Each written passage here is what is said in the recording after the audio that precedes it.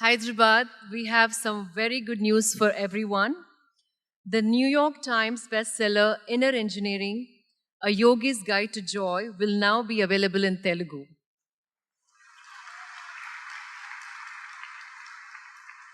In this book, for the first time, Sadhguru presented readers with a path to achieving absolute well-being through the classical science of yoga in a practical, accessible book.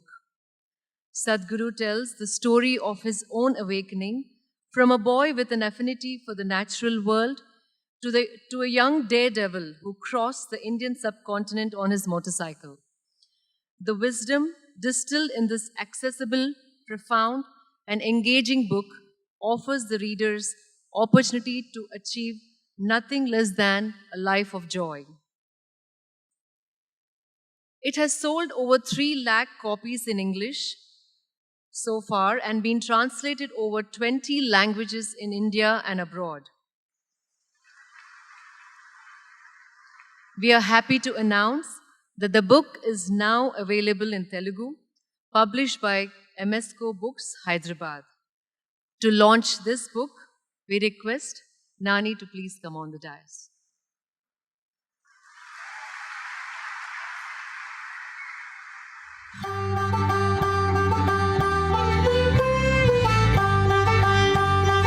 We also take this opportunity to thank Sri Chandrasekhar Reddy Garu, Chief Editor, MSCO Books, and volunteers who helped translate the book. We extend our heartfelt gratitude to Sri Vijay Kumar Garu, Chairman, MSCO Books, for publishing these books. Thank you, Nani.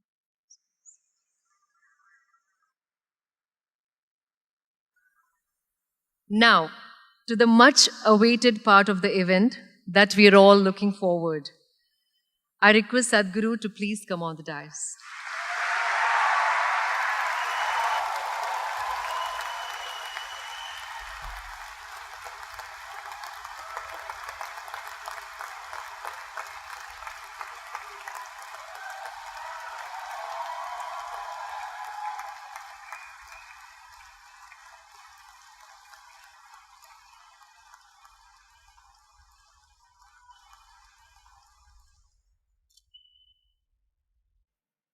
कालो न जानाति तव जननं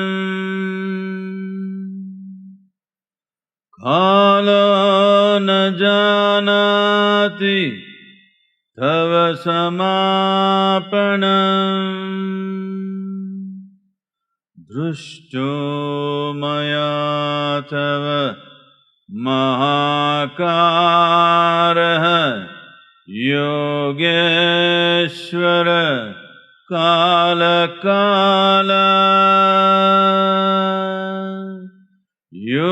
योगेश्वर काल काल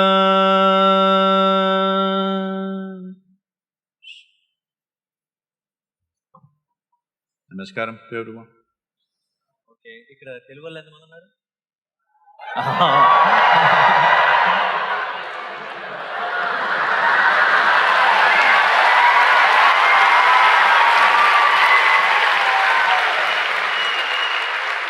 చాలా ఇది చూసిన తర్వాత చాలా హాయిగా అనిపించింది ఎందుకంటే ఏదో ఒకటి కొత్తగా చేయాలి ఇలా సద్గురుతో మాట్లాడాలంటున్నారు అని చెప్పిన వెంటనే కొత్తగా చేయాలంటే పాత వీడియోలు కొన్ని చూద్దాం అని అనుకున్నా పాత వీడియోలు చూసిన వెంటనే నాది గ్యారంటీ కొత్తగా ఉంటుందని అర్థమైపోయింది ఎందుకంటే నాకు వాళ్ళంత ఇంగ్లీష్ రాదు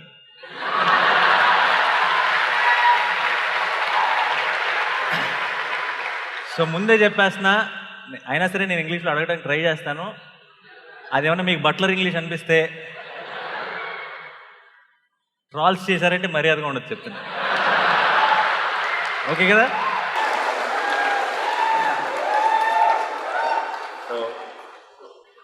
సద్గురు వచ్చేటప్పుడు ఆయనతో పాటు తిరిగి కార్లో వచ్చేటప్పుడు what is the equivalent for butler English 1 Telugu but అంతే అలాంటిదే సద్గురు కూడా తెలుగు వచ్చు సో కొంచెం ధైర్యంగా అప్పుడప్పుడు తెలుగు మాట్లాడేయచ్చు నేను వచ్చేటప్పుడు కారులో సద్గురు అడిగారు, సో ఇప్పుడు స్టేడియంలో వచ్చే మీ ఫ్యాన్స్ జనరల్గా ఏజ్ గ్రూప్ ఉంటారు అని అడిగారు. సార్ ఇప్పుడు వచ్చే ఫ్యాన్స్ ఎవ్వరు నా ఫ్యాన్స్ కాదు, మీ ఫ్యాన్స్, అండ్ ఇది అన్ని ఏజ్ గ్రూపులు ఉంటారు అని చెప్పాను. సో సార్ ఫస్ట్ టైం చాలా ఇదేంటి క్వశ్చన్ కాపీ చేస్తారు? అదే చెప్దాం అనుకున్నాను, ఎందుకంటే ఫస్ట్ టైం లైఫ్లో అంటే చాలా చాలా స్పెషల్గా అనిపిస్తుంది ఈరోజు. ఎందుకంటే లైఫ్ లాంగ్ టీచర్స్ అడిగిన ఒక్క ఆన్సర్ కూడా ఒక్క క్వశ్చన్ కూడా ఆన్సర్ చెప్పను నేను. ఈరోజు అన్ని ఆన్సర్లు ఉన్న వ్యక్తిని క్వశ్చన్స్ అడుగుతున్నాను.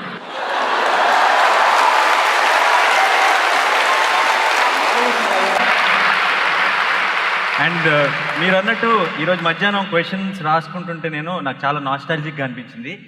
ఎందుకంటే ఎగ్జామ్ ఆన్సర్ షీట్లో కూడా క్వశ్చన్ పేపర్ రాసేవాడిని ఆన్సర్లు తెలియక.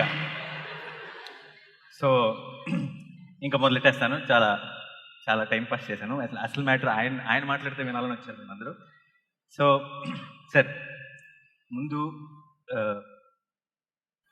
when I was an assistant director, we used to grow beards, sir, because people will take us seriously. I did not grow it, it grows. I mean to say we never used to shave, because whenever we went to a hero or a producer and narrated stories, we thought they will take us seriously, they will believe us. So I saw in one video where you are saying we should let it grow, it's natural and all that. Is this angle also involved in it, or it's just that?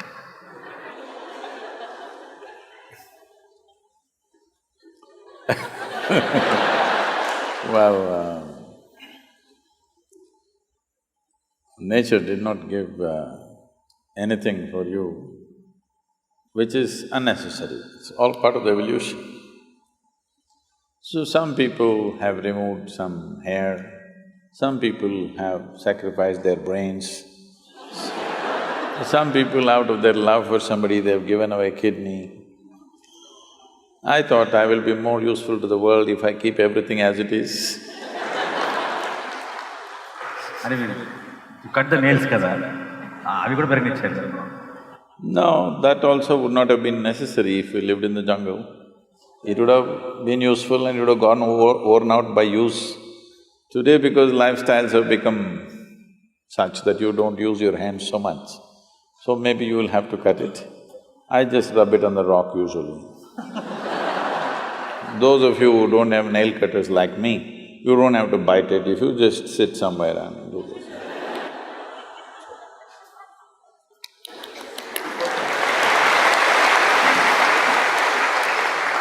So this question has been bothering me from a long time. See, most of the questions today I'm going to ask are not the ones I've asked on Twitter or anywhere. To ask questions I'll ask Sadhguru, or I'm not forwarding it here, I'm just asking whatever I have a doubt.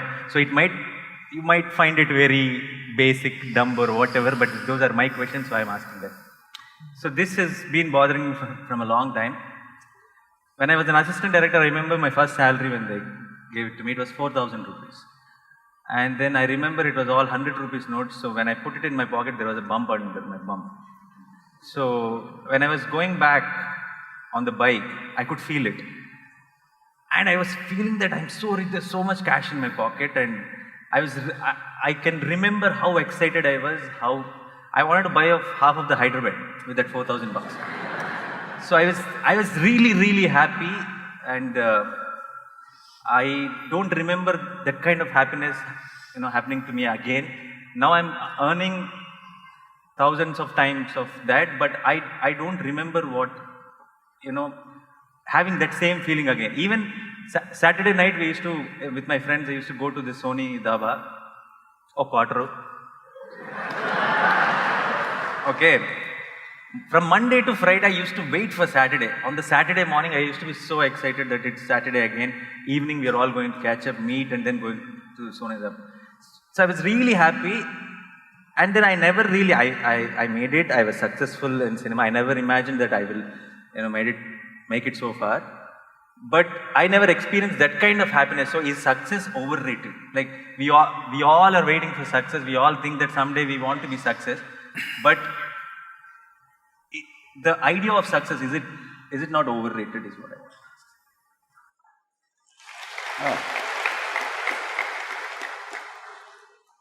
So, all those who clapped, we know they are failures.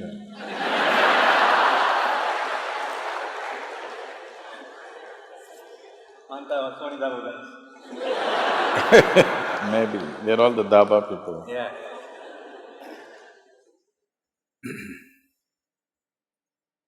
So when you understand a means as an end, then this will happen. Money is just a means to do whatever we wish to do. The reason why everybody keeps a certain amount of money is so that tomorrow morning I don't have to worry, where's my breakfast? So that survival is taken care of, so that I can put myself into what I value most. Otherwise, every day morning I'll have to go in search of food. So, money is just about that. It is a means to organize a few things. A whole lot of people everywhere, particularly in Hyderabad, they're going at it as if money is their goal. Money is not your goal, it's just a means. So in your life, for the span of life that you have and the intelligence that you have and the capability that you have, how much means do you need is something you must gauge. Otherwise, you'll have means and you'll not have any goal. What is the use of a means? But there is no goal. You have a car, but you don't know where to go. What is the point? You know where to go. If you get on the bus, you will go there in 6 hours. If you get into your car, you'll go there in 2 hours. That's why you have a car, because you know where you want to go. Now you don't know where you want to go, but you have a rocket. What is the point? And anyway, if you bought half of Hyderabad, I want you to understand, the real fun is in the other half always.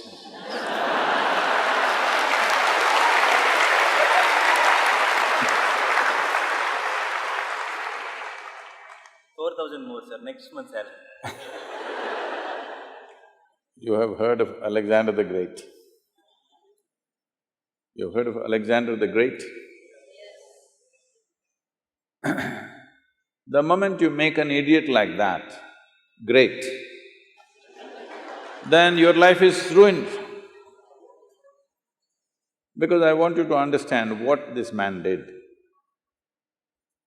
Alexander started off on his conquest mode at the age of 16.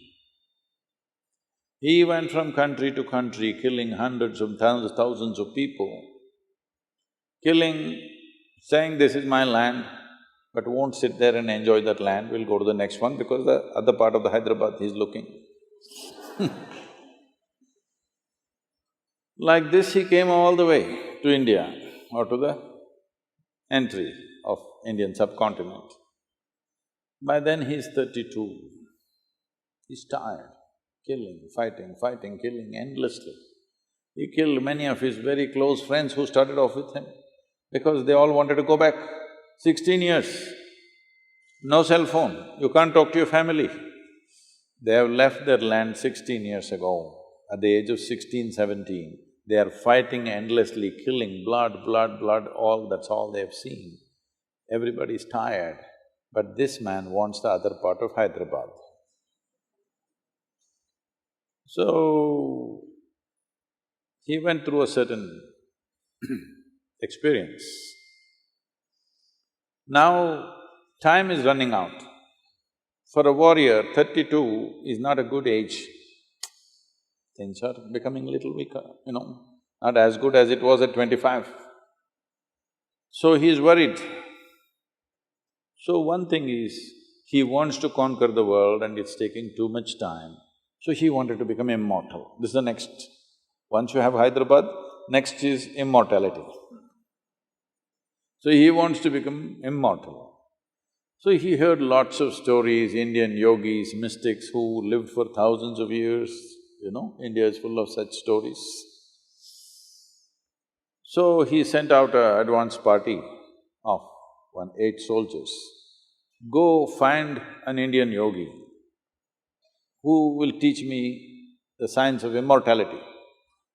So they came looking around and then they found one yogi, somewhere probably looking at the descriptions, we think somewhere in the, let's say, in the Pakistani Punjab, that region somewhere, looking at the description of terrain, everything, it seems like that, we could be wrong, but somewhere in that region, what is presently Pakistan, which was considered India at that time. So he came and they came and they found a yogi sitting under a tree, just one loincloth simply, sitting there under a tree, blissed out. They looked at him and they said, you come, our Alexander wants to meet you. The yogi laughed and said, I'm not going anywhere, I'm here. If he wants, please ask him to come. They said, no, you better come, he is the emperor, you just come now. He said, no. They pulled out their swords. These are violent men, they can take off your life for nothing. Now he is given a good cause that he is refusing their orders. So they said, we'll take off your head. He laughed and said, take it off. I've finished everything that I need to do with myself, I'm just sitting here, enjoying my existence. You want to take my head, take it. See, if I take your head, I will not get your intelligence. This is one thing people must understand. If I could get your intelligence, I could take all your heads and keep it with me. But no, if I take your head, I will not get anything from you. Only thing is, I'll have a piece of meat to handle. So then they thought, oh, this guy is not scared of death, he must be immortal. They said, begged him, please come, our emperor wants to know about immortality. The yogi laughed, let him come here. Then they went back and said, I think we have met a man who is immortal because we pulled out our swords, that guy is not scared, obviously he must be immortal.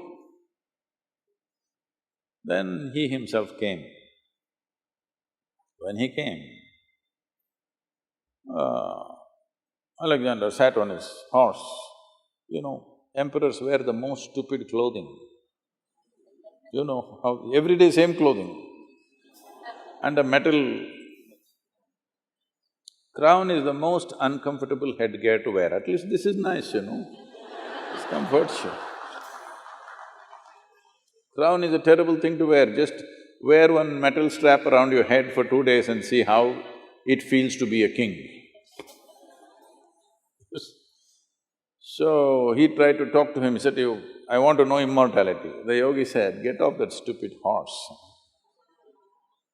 Because have you seen always when somebody sits on a horse, they become like this?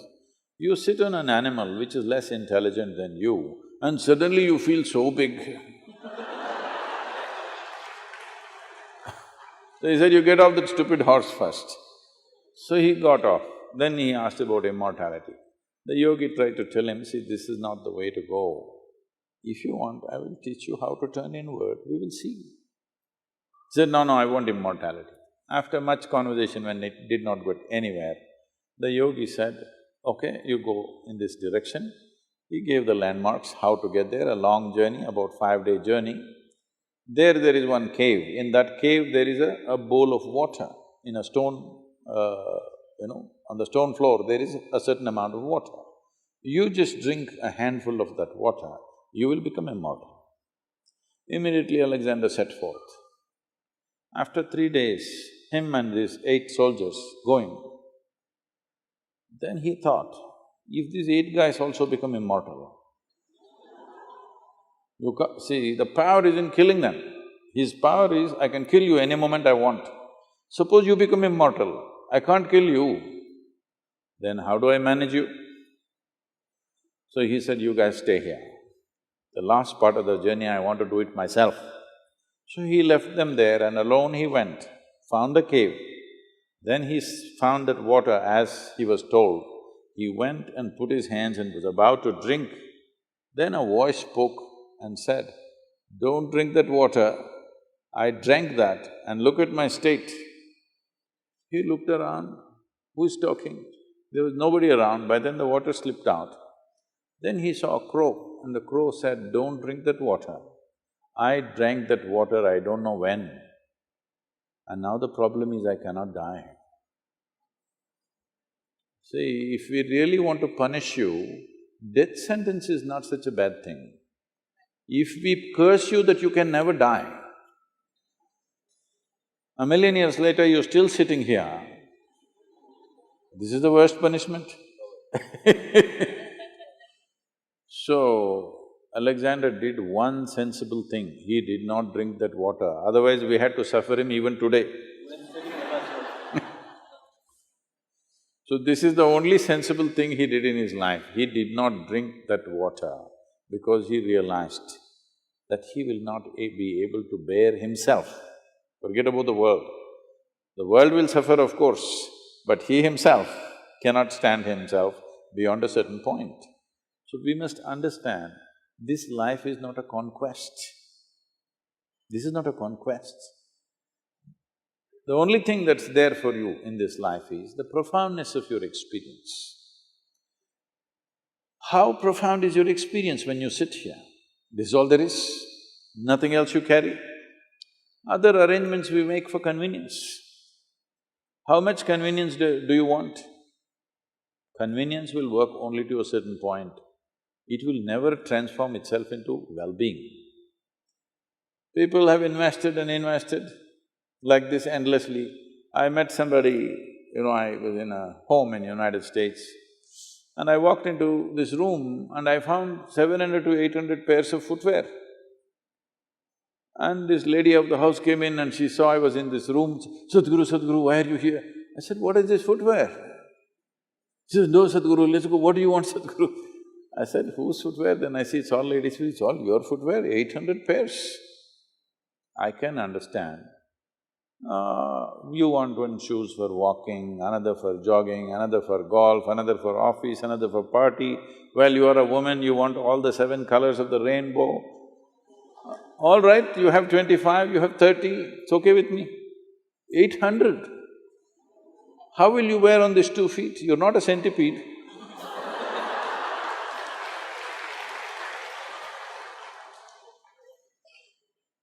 I said, "How many lifetimes are you planning to come back and walk?" The day you met me, I thought, we will make this the last one for you. But now you've got shoes for many lifetimes ready. It'll all go waste if you don't come back. Then this was bothering me. And I met a CEO of a very large shoemaking company in America. Then I asked him, "Why would a woman buy 800 pairs of shoes?" He said, "Sadhguru, that is the only thing she can buy the same size throughout her life."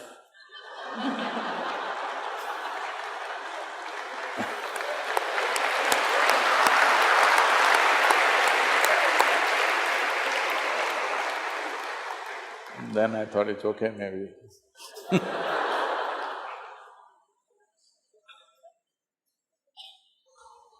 But the fun is in the other half. So basically, దీని అర్థం that I have become more wise, that I am unable to enjoy. See, you cannot enjoy anything, this must be understood.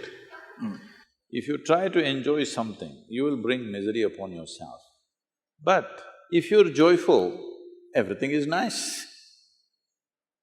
You're supposed to be joyful, you're not supposed to enjoy. What is that enjoy? I know. When there is no joy, you try to enjoy. It is just that if you add one more alphabet… No. If you add one more alphabet, it'll become end-joy. Yeah, maybe I meant joyful only, but I never again felt that kind of a high, that without thinking anything, to be completely joyful. So if joy is what you're looking for, This will not come because of a bulge in your pocket. Joy means your life energy is in a certain state of exuberance. You're not dead. Mostly people are committing suicide in installments. Slowly they're becoming like this. All these people, if you saw them when they were 5 years of age, they were like this. Slowly. Grave faces. Grave faces because I think many of them are practicing the last pose in their life. You're an actor, you can tell them. You don't have to practice, believe me. When it comes to death, you're a natural star.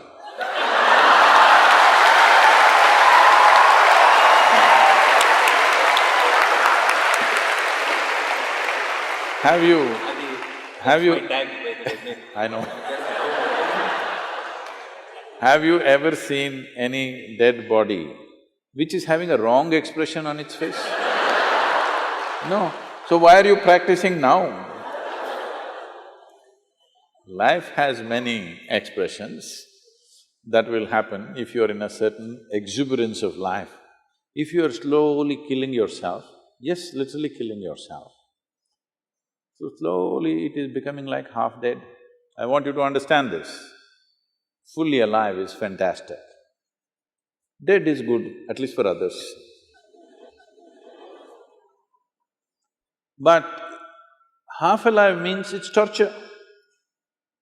See, if I want to keep you, if I want to torture you, what will I do? Will I kill you?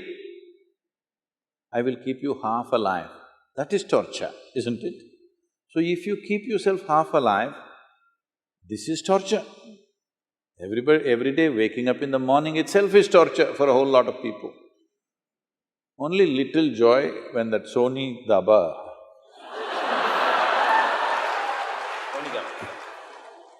like in America, they have a culture, thank God it's Friday. Thank God. So if 5 days of the week is misery, how come Friday becomes joy? No, chemically induced something.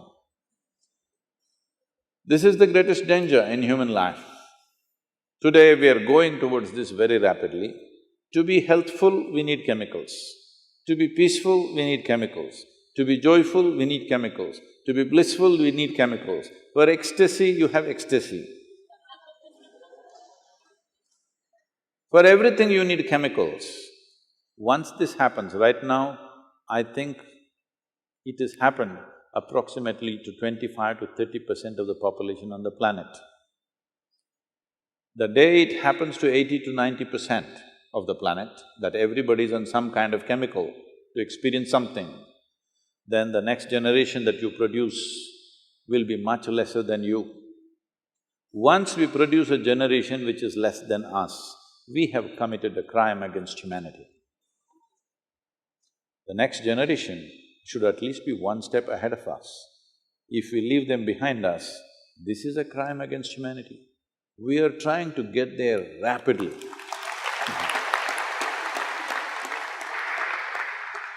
So ఇప్పుడు నాకు పర్టికులర్గా మళ్ళీ అలాంటి ఒక feeling ఇప్పుడు నేను feel అయ్యేది I think during my release time after working for 9 months on a film when I get to watch that film on screen that 3 hours is meditation for me. It's the most happiest moment in a year for me. I don't know if it's a good thing or a bad thing.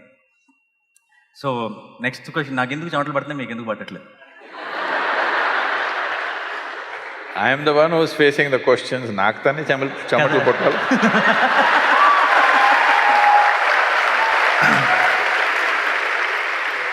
నాకు ఇక్కడ దాకా వచ్చేంత వరకు బాగా కాన్ఫిడెంట్గానే ఉన్నాను. మధ్యలో ఏవీ play చేశారు. అక్కడ ఆ ఏవీ చూసిన తర్వాత నుంచి చెమటలు పట్టడం స్టార్ట్ అయింది. సో మధ్యలో ఇలా తుడుచుకుంటూ ఉంటాను, మీరేమనుకోవట్లేదు.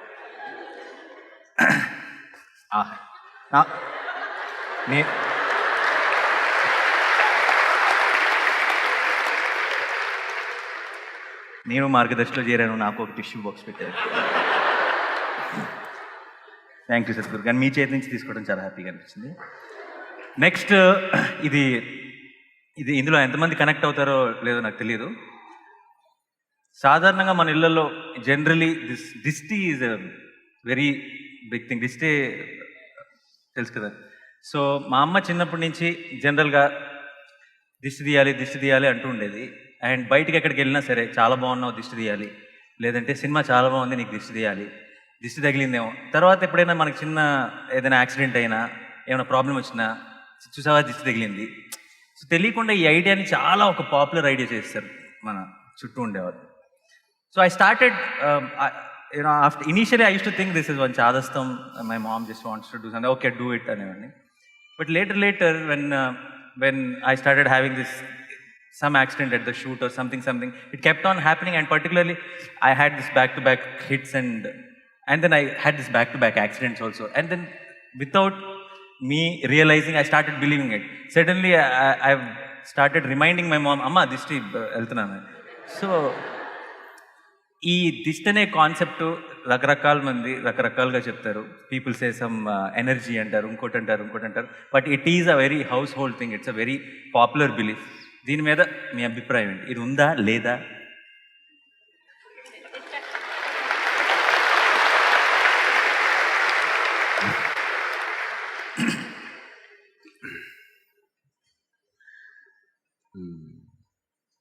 డైలీ స్నానాలు చేస్తారు.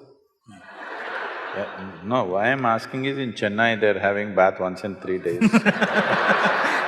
మేము ఇంకా హైదరాబాద్ ఇంకా అక్కడ పోలేదు మీరు, అక్కడ దాకా వెళ్ళలేదు. ఇంకా హుస్సేన్ సాగర్లో.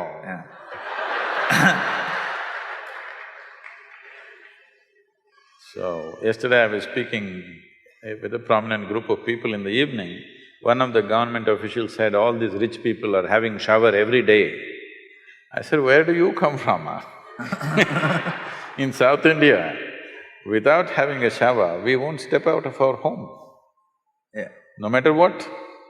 Even if we don't drink, we'll shower first. Yeah. So don't start this new culture, have shower once in… Thank God it's Friday. So, you wash your body with water. It's not just about removing the dirt.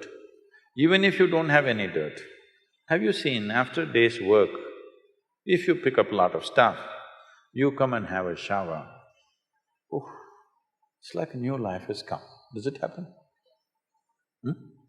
Not just cleansing the body, it's not the soap, just the water running over your body. You go take a dip in a river, stay there for 10 minutes, come out, just see, it feels like you're born again. Because you need to understand, this body is made of fundamentally 5 elements of earth, water, fire, air and space. This season in our yoga center, because we have a wind tunnel in the sense, from the silent valley, the winds, the monsoon winds that blow, gets kind of focused in the valley, and when it comes towards the yoga center, it'll be coming anywhere between 70 to 110 kilometers per hour, different times of the day. So at this time, all our people are doing sadhana just standing in the wind like this, because this is a wind wash. Water wash you're doing every day, wind wash you can do. People, yogis were always smearing themselves with earth, but today that's become mud bath in the spa, okay? So mud bath is there. Similarly, there is a fire wash. This fire wash, we call it klesha nashana kriya. That means an act which will take away the impurities that gather around you. Because your body is not just here, your body doesn't stop here, it extends itself. Have you noticed? Probably women are more sensitive to this than men. You don't have to be touched by somebody. If somebody comes a bit too close, not a psychological thing, that's a different matter. Psychological and emotional aspects are there. Leaving that, if somebody comes too close, right there itself there is a feeling that, you want some distance. They haven't touched you, just like this. This itself causes some disturbance, isn't it? Because the body doesn't end here, the energy is little beyond that. How much beyond that depends on how exuberant your life energies are. If your life energies are truly exuberant, you can fill this hall with it. Otherwise, it is at least little bit. For most human beings, it could be anywhere between 3 to 9 inches outside of their body. So as impurities gather on your body, if you drive a two-wheeler, you will see I become younger every time I ride a motorcycle. Because if I ride for 4 to 5 hours and come back, people say, Sadhguru, your beard has turned black, full black carbon.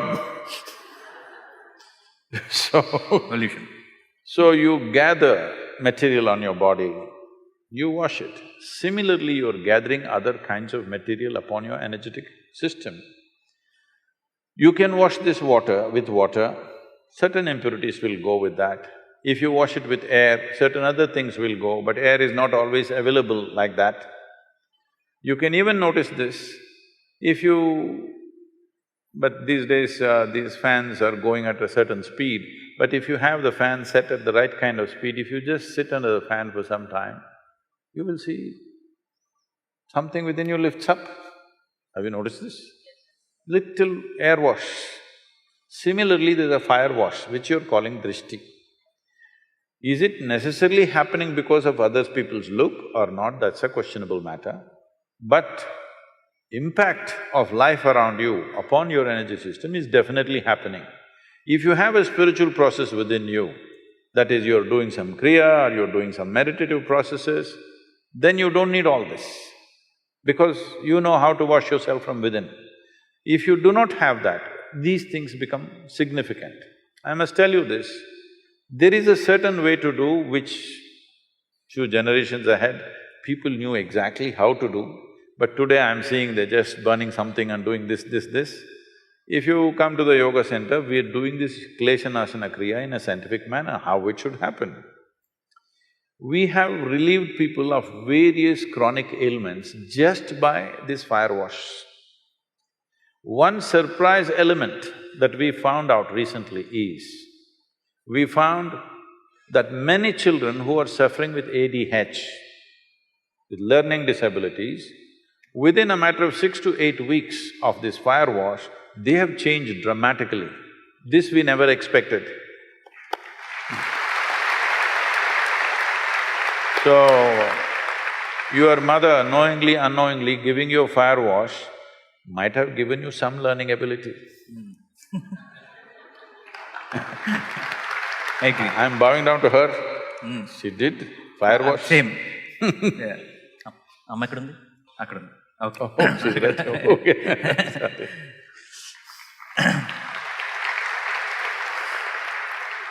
ఇందాక మీరు మన body కొంచెం బాడీలోంచి బయటకు extend అవుతుందని చెప్పినప్పుడు కూడా నేను బాగా కనెక్ట్ అయ్యాను, ఎందుకంటే మాకు సినిమాలో ఫైట్లో ఇక్కడ దాకా తీసుకొస్తే పడిపోతాం మేము. That's true. టచ్ అవ్వక్కర్లేదు. సో ఇది చాలా క్యాషువల్ డౌట్. రఘువరన్ అనే చాలా మంచి యాక్టర్ ఉండేవారు సార్.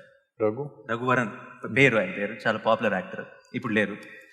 ఆయన యాక్ట్ చేసేటప్పుడు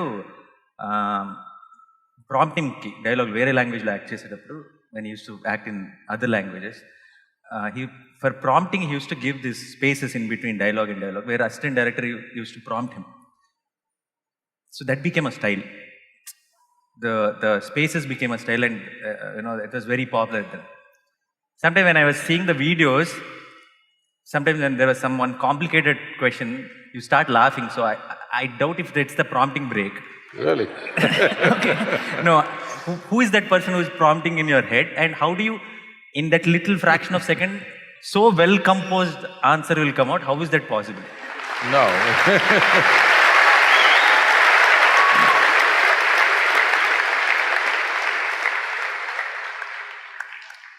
No, it's not a prompting break. I don't wish to insult people, but now that you asked, you think there's a prompting break now?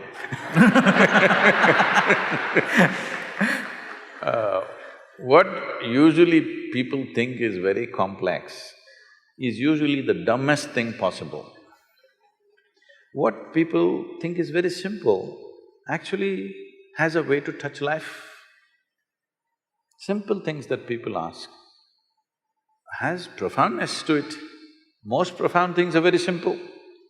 This complication is coming because of their own mind, not because of life. So when they ask these stupid questions, which they think is intellectually complex, I can't help laughing.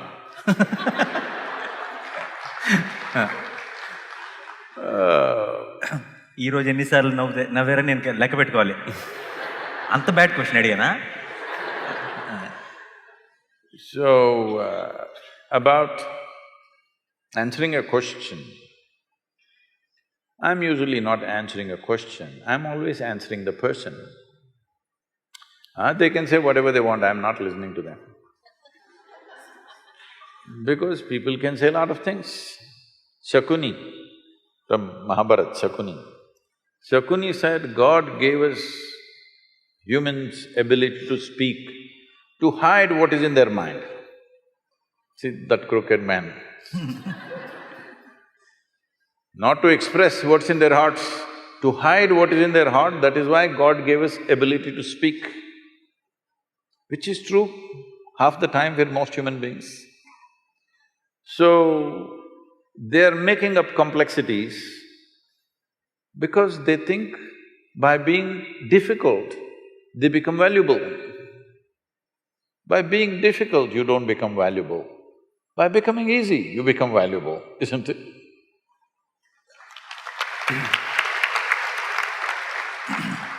This has happened to everybody, but particularly to the so-called spiritual people. You tell them anything simple, they will speak in a language that you cannot understand.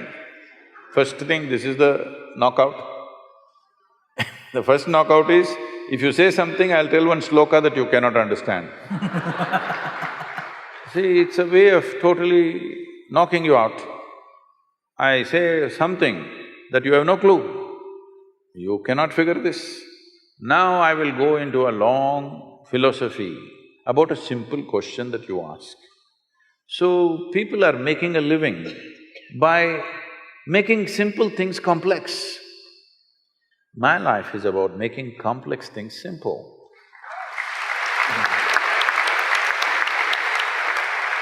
Because it is only by making things as simple as possible, it becomes accessible. If a child is trying to pluck a mango from the mango tree, you are supposed to pull the branch down, not to lift it up and say, okay, pluck it, let me see, you'll grow taller. No, you are supposed to bring it down.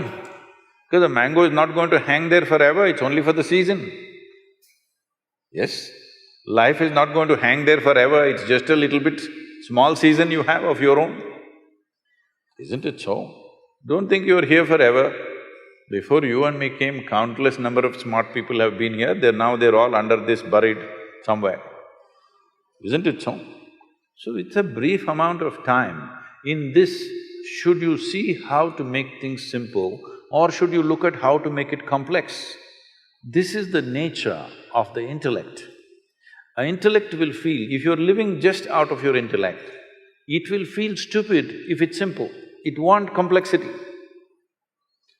So people who think they're intellectual always are making simple things extremely complex, unnecessarily complex. And then they're miserable, but they think that is also virtue. If you're joyful, they think you're not intellectual. You must be like this. Really? Yeah. You must look like that. This also is needed. Yeah, that will definitely add. Needed. Otherwise, and you must also you must speak towards that is prompting time.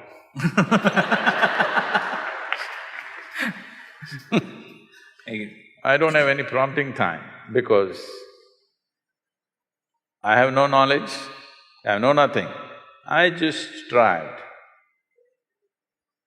to be free of all the memory that I have. My body, what memory it carries, my genetics, what memory it carries, my experience of life, what memory it carries, I know how to keep it aside and simply look at things as they are. This means, in your home you have a mirror, being a star, even if you're natural, you still need a mirror, right? ఏం నవ్వుతున్నారు మీ ఇంట్లో లేవా? Many of them spend more time in front of the mirror than you. More than me, yeah, Yes. definitely, that's what… So suppose your mirror remembered, let us say, even 10% of what it has seen in its lifetime. If you went and stood in front of it today, what would it show you? Total mess. The value of the mirror is, it has no memory. If it developed memory, gone. So this is the value of your mind. If you know how to keep memory, the silo of memory aside and keep it, it's like a mirror, whatever it sees clearly, distinctly the way it is. Somebody likes it, somebody doesn't like it, it's their problem, that's their memory issue. Yeah, how does somebody like or dislike something? They've developed a certain memory. I like this, I don't like this, I belong to this, I don't belong to this. I don't belong to anything, I'm just looking at it as it is.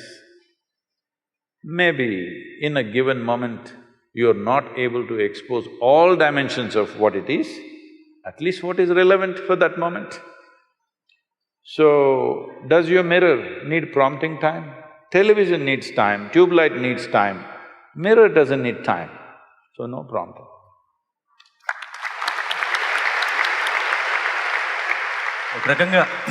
ఒక రకంగా ఇదే question నేను అడిగింది, ఎందుకంటే ఇంత అందంగా చెప్తారు answer. ఇప్పుడు సేమ్ క్వశ్చన్ నన్ను ఎవరైనా అడిగితే, ఇప్పుడు నా కార్ ఎక్కడ ఉందని ఎవరైనా నన్ను అడిగితే పార్కింగ్లో ఉంది అని చెప్తాను. ఆయన పార్కింగ్ అనే మాట మాట్లాడరు, ఏదో చెప్తారు కానీ పార్కింగ్లో ఉందని అర్థమైపోతున్నాను. అది అంత అందంగా ఎలా వస్తుంది అన్నది ఇప్పటికి పెద్ద డౌట్. అదే క్వశ్చన్ అడిగాను అండ్ దానికి ఆన్సర్ వచ్చేసింది, బట్ అది ఎలా జరిగిందన్నది నాకు అర్థం కాలేదు. సో ఇక్కడ పెళ్ళయి పిల్లలు ఉన్న వాళ్ళు ఎంతమంది ఉన్నారు? ఆహాహా, చాలామంది ఉన్నారు. ఓకే, అదే అందుకే క్వశ్చన్ అసలు యాక్చువల్గా. సో ఈ question it's from a parent to a parent. మీరు I have seen few videos where you spoke about your daughter. This has been a big doubt as a father for me, because growing up my father was very strict. Then I thought I have to be very friendly with my son, like a friend. And then I have seen few kids who are really spoiled because their parents have been really friendly. And then I think little bit of koncham strict undalem. So there's a lot of confusion. What do you think, according to ante neeru obviously to each to their own, but మీ దృష్టిలో what is the right way of parenting? To be వాళ్ళకి full ఫ్రీడమా, లేదంటే కొంచెం tough ఉండాలా పిల్లలతో? Why should we think on these terms? A child is not a… You must understand this. If a tiger is born, let's say, a tiger cub is born, 90% of what he needs for his life is within himself. Only 10% parenting. The tiger's parents, mother and father, do just a little. 90% is intrinsic. If he just eats well, he becomes a good tiger.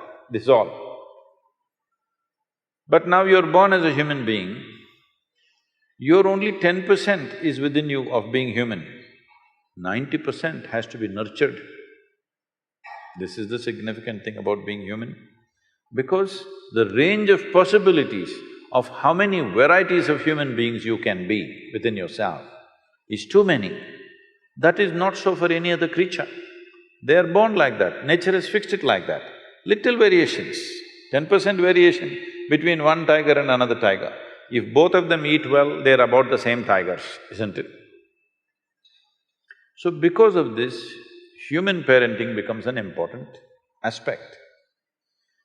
So once you bear a child, it's a 20-year project. That is if they do well. If they don't do well, it's a lifelong project.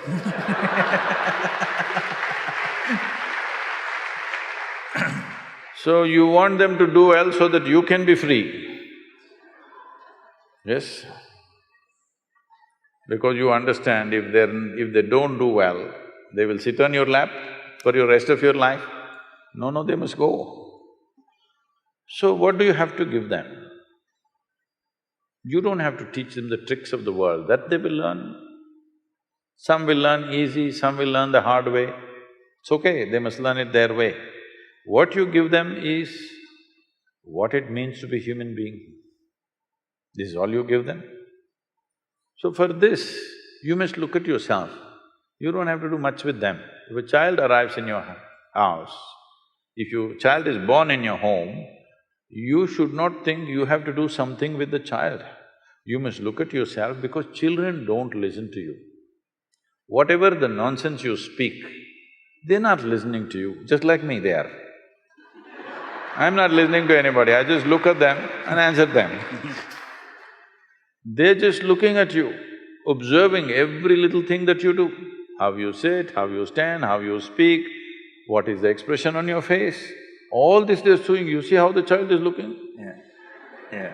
He's not listening to you, he's looking. So you must become in such a way that when he looks at you, he wants to be like you. So being a star in Andhra Pradesh, Telangana is fine, that's a profession. But you must become a star to your child. Child should think, my father is a star, not because you are popular in the world, but he sees you as the best human being that he can think of because there's not much exposure for him, there is a safety. He's not seeing so many people, he's just seeing mother, father, a few people. Yeah. Among the few people that he sees, he must look at you as you are the best man out here. If he sees that… That's what I'm working on, Sadhguru. If he sees that, he will anyway go that way. If he doesn't see you that way, then he will look all over the place for some other kind of example. Today, the examples that he sees are not necessarily at home or school or in the neighborhood. They are somewhere in another part of the world. They may not even exist. I'm saying they may not even exist, but they're influencing him. So especially if his screen time has to go down, you must be really a superstar at home. You understand? Everyone. Yes. It's not just for him, for every one of you, this is the only way your child wants to be who you are. He looks at you and thinks, oh, my father, this is not what I want to be. Then you try as hard as you want, he will do everything that you don't like just to freak you. Yes, you've done it.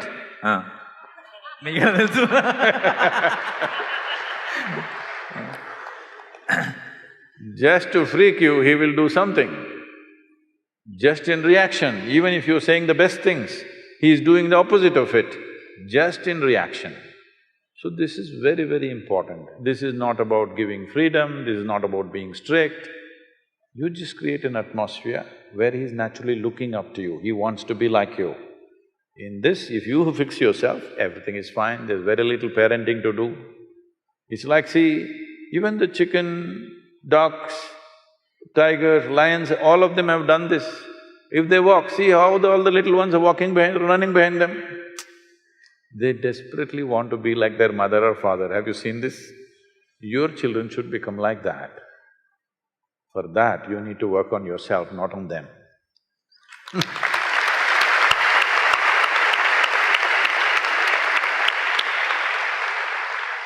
ఆన్సర్లు వింటుంటే మంచి క్వశ్చన్లు అడుగుతున్నాను confidence వస్తుంది. So చిన్నప్పుడు when I was a kid, when he very supposed to be popular astrologer came home and then he said, ఈ అబ్బాయికి రాజయోగం ఉంది అని. రాజయోగం అందరికీ అదే చెప్తారా? ఆ తర్వాత తెలుసు అందరికీ. ఇది తర్వాత ఎప్పుడు తెలిసింది, ఇది ఒకళ్ళిద్దరితో ఈ విషయం డిస్కస్ చేసిన తర్వాత వాళ్ళు కూడా చెప్తే అప్పుడు అర్థమైంది. సో అని చెప్పిన వెంటనే ఫస్ట్ మా వాళ్ళలో డౌట్ ఏంటంటే రాజయోగం అంటే ఏంటి అని అడిగారు. వీడు చస్తే వెనకాల 1,00,000 మంది వెళ్తారు అని.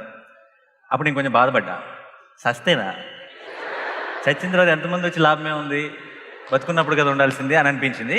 ఆ టాపిక్ అక్కడ వదిలేశాను. But then as I grow, when I was watching this generally in the industry, outside, everywhere, నిజంగానే చస్తే మంచోడైపోతాడు ప్రతివాడు. ఎందుకు అయిపోతాడో నాకు తెలియదు. Every time a politician or an actor or somebody in general also outside, somebody dies and then they have such good things to talk about them. Everybody says he's a friend, he's such a good guy. And sometimes I keep wondering, I wish these guys came back into life and they heard all this and went back to die again. So why is this happening? Because అందరికీ ఒక సడన్గా ఒక మంచి వచ్చేస్తుంది, అంతా చాలా మంచి. ఎంత మంచి యాక్టర్ అంటారు, వాడు సినిమా రిలీజ్ అయినప్పుడు ఎవరో మాట్లాడుతున్నాం, చచ్చిపోయినప్పుడు అంటారు Ravana. So why, what is the reason? చచ్చిపోయిన వాడు ఏదైనా తప్పు చేసినాడా ఇదివరకు? చచ్చిపోయిన వాడు ఏదైనా తప్పు చేశాడా? చేసిన వాళ్ళు ఉన్నారు చాలా మంది, వాళ్ళకి కూడా చాలా పొగడ్తలు చూశాను. చచ్చిపోయిన తర్వాత లేదు. అందుకే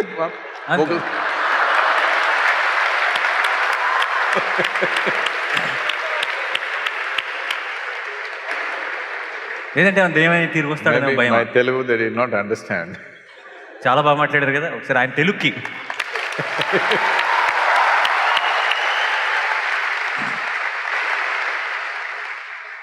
People appreciate the dead, rightfully so, because no dead man has ever harmed anybody. No dead man has done anything wrong ever, except that he smells if you don't treat him well. That's the only thing. You have to… he demands attention, that you quickly dispose him. Otherwise, he will make your life miserable. That's the only thing. Otherwise, he's not done anything wrong. So people naturally praise a dead man. Having said that, it is also a civilizational aspect, a human aspect, that it doesn't matter when you're alive, we may be running the same race, we may be fighting, we may be elbowing each other, struggling, looking at all negativities at each other. But when mortality happens, when death happens, we keep all those differences aside and we bow down and say, whatever was good about you, they may talk about it, nothing wrong with that. It's good everywhere in the world, no matter which culture it is. When somebody dies, very few people on the planet are so crude, they will also disrespect the dead body. They will kick it around, they will do horrible things to it, all this. Otherwise, most human beings on this planet, even if they fight war and they themselves kill them, once they die, they bow down. Because you bow down to mortal nature of who we are. We know he may be dead, I may be standing, but it's just a question of time. It's just a question of time. Apart from that, respecting the dead is not necessarily exaggeration. In every human being, there are pluses and minuses. Because both of you were running the same race, I highlighted your minuses all my life to put you down because I want to win the race. But I'm sorry, I don't want to use that word with you, somebody died. Now you talk about their pluses, because pluses were also there. There, we haven't spoken about it. We haven't spoken about it. If now also if you do not speak, even then you want to speak minuses, I think that will be very crude. At least when somebody is dead, if you have nothing plus to say, you become silent. Otherwise, the pluses that you did not say all these years, at least then you must say. I wish they said before, but that doesn't happen. That is true. I wish they had said it all their life, that's a different matter. Yeah. But life doesn't happen like that. Life is such that everything that you want, somebody else also wants. There are so many things.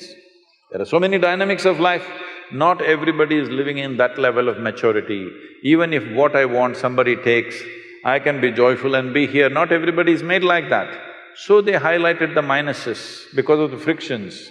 But once a person dies, this is not the time to talk minuses. You highlight the pluses. But there are fools who are just exaggerating everything, that's a different matter. But this is a basic human decency towards each other.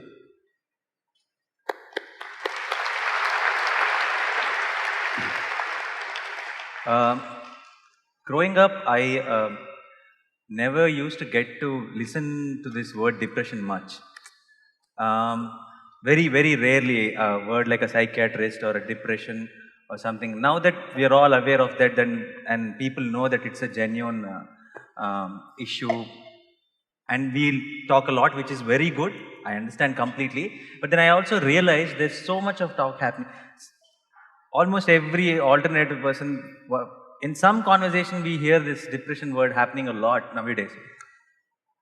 I'm happy that the awareness has become more, but again, at the same time, I'm also realizing there are few people who suddenly might be feeling a little low one particular day, and they want to believe that it is depression. I know the depression is a very genuine, serious problem, but because of this overexposure, is it a good thing or is it a bad thing? Is it really pushing the next generation into a, thinking any small hiccup also thinking that this might be something serious problem, and they giving into it?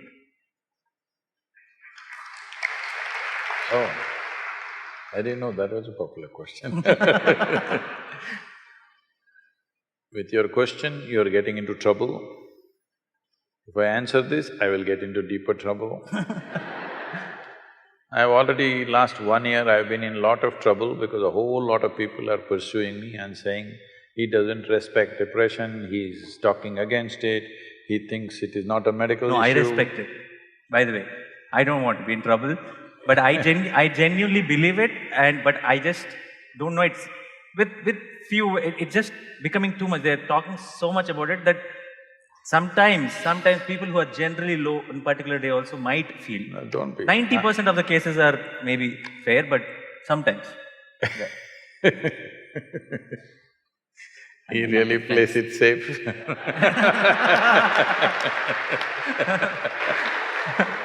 It is not that. I am not made like this, that if somebody is suffering, I'll mock them. That's the last thing I'll do in my life. Yeah. But these days, it's become an activism about everything, not just one aspect. So people are always looking for a cause in their life. Any one word, something, without even understanding what is the context of that one word, simply they'll go on. So let me tell you this. This depression issue came up. It was a quote, a daily quote in which I said, whatever the nature of your ailment, physical, mental, essentially the source is within you. Either your body has turned against you or your intelligence has turned against you. It's a fact. You can give it many names, you can call it stress, anxiety, depression, this, that. Something has turned against you. That is, something within yourself has turned against you. Some outside situations also may prompt you, push you in that direction. But fundamentally, if my intelligence was working for me, I would definitely keep myself in the best possible way. If all the cells in my body were working for me, will I make myself sick? So this is all I said. A campaign ran for about 6-8 months, all kinds of people commented, he doesn't know what he's talking, this. I have spoken to top-level people in this field across the world. All of them think what I'm saying is perfectly fine. Whether even if I don't get endorsements from them, I know it's perfectly fine because I know how my mind works. I know if I give myself the luxury, I can also become depressed. Something doesn't work my way. Nothing actually works my way most of the time.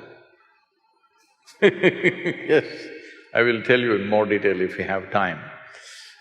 Because when you do as many things as I do, so many things don't happen the way you want it. The reason why people have reduced their lives to very small scope is simply because they're afraid of failure. I know I will die a failure, but I'm a blissful failure, so it doesn't matter. In my life, it so happened, almost 38 years ago, I was sitting in one place, suddenly every cell in my body burst into ecstasy. Then I observed what is happening within me. Then I realized after a few weeks, if I don't mess with my mind, I'll burst with ecstasy. Then I thought, this is it, I have discovered something fantastic. On that day, the world's population was 5.6 billion people. Then I sat down and made a plan that in next 2.5 years, I will make the entire world ecstatic. Hey, wait, don't clap at my failures. Now it is 38 years. We've touched a few million people, people say we have touched some 500, 600 million people. But that's not my idea of the world. Now the population also has increased. I know I will die a failure, but I'm not a depressed failure, I'm a blissful failure. Now, why I'm saying this to you is, well, there are certain pathological issues within the system. There are genetic issues, there's chemistry issues. But for all this, fundamentally, the basic control for all this is within you. You have not taken charge of it, that is a clear factor. You're trying to manage an inner situation by arranging an outer situation. But whoever the hell you are, you can never arrange the outer situation just the way you want it. Does it ever happen? Does it ever happen to anybody? Nobody happens 100% your way, isn't it? Not your husband, not your wife, not your parents, not your children, not your friends, not your office, nobody happens 100% the way you want it. So if you are going to freak every time when something doesn't happen the way you want it, then you will freak for the rest of your life. So if you see this, you would understand that the source of all human experience is within you, including how your chemistry will slosh is within you. When somebody is ill, are we going to talk all this to them? No. They need care, they need help, they need medicine, they need compassion, that's a different matter. But those of you who are healthy, if you think, because right from childhood this comes, if you are sick, you get attention, if you're joyful, you'll get scolding. This must change in the society. Joy should get attention. Misery should not get attention. This is a very misunderstood way of handling things. If a child is jumping with joy and screaming, "Hey, why are you screaming?" If you like this means, moo, moo, moo, moo. It's just a wrong way of raising a child. Because a child must understand he must invest in being well. He must not invest in being unwell. Unwell will not bring any results or rewards to him. He must understand this in a very deep way. If he thinks being unwell, physically or mentally, I will get lot of attention and rewards, he will work towards being unwell. This may look very simplistic, but I'm telling you this from a very profound dimension of who we are. There is something called as life energy, as intelligence. Intelligence is not the bone box that you carry. If you… see, does your avkai look like you? Hello? Does it smell like you? Does it feel like you? No. If you mix only just chili and mango and rice and eat it, it goes inside and becomes you, isn't it? There is an intelligence within you which can make this horribly spicy stuff into you. There's an intelligence or no? You eat a banana, it becomes you. When there is such a dimension of intelligence, from all kinds of nonsensical material that you give, it makes a human being. If you have access to this intelligence, your well-being, your health, your mental balance is in your hands or no? If you don't take charge of this, then you are thinking it is all happening to you. So a lot of people for ages, especially in the last 100 years, because of psychiatry developing in a certain way, people started saying, no, there is genetic things, you can't touch it. Well, now genetic sciences are telling you in 24 hours, you can change your genetic code completely if you do the right things with yourself. You can change the genetic patterns of who you are in a matter of 24 hours. I can show this to you. People who go through certain types of initiations and processes, 24 hours later you look at them, their very face will look different. You cannot recognize them, they will become like that. Because you can transcend your genetic limitation. In fact, this entire culture is about that. Spiritual process means that. See, when you are 18 years of age, you don't want to be like your parents, I want to be something different, this, that. But you see the same person, by the time you're 40, 45, you begin to walk like your mother, talk like her, sit like her, stand like her. Have you noticed this happening to you? Because the genetics are taking over. We call this traditionally as karma. Karma means past memory is ruling the present. If memory rules the present, if your memory structures who you are, you have no life of your own. You're just an extension, you're a recycle, you're not a fresh life. Spiritual process means just this, that you want to break away from the limits of your memory, because memory means there is evolutionary memory, there is atomic memory, there is elemental memory, there is genetic memory, conscious, unconscious, articulate, inarticulate, there are many kinds of memories. You want to transcend this so that you become a fresh life, your experience of life is completely fresh. Otherwise, you're just a recycle of the past. Why same problems exist after 100 generations is simply because nobody breaks the memory cycle. There is these words which are all misunderstood today. There is something called as samsara. Samsara means, in Tamil it's become samsara means wife, because she keeps them on the rope and keeps them run around. Samsara means cyclical movement. That is, everything that is physical in the existence is in a cyclical movement. You take an atom, it is doing this. You take the planets, it is doing this. You take the galaxy, it's doing this. You take the whole cosmos, it is doing this.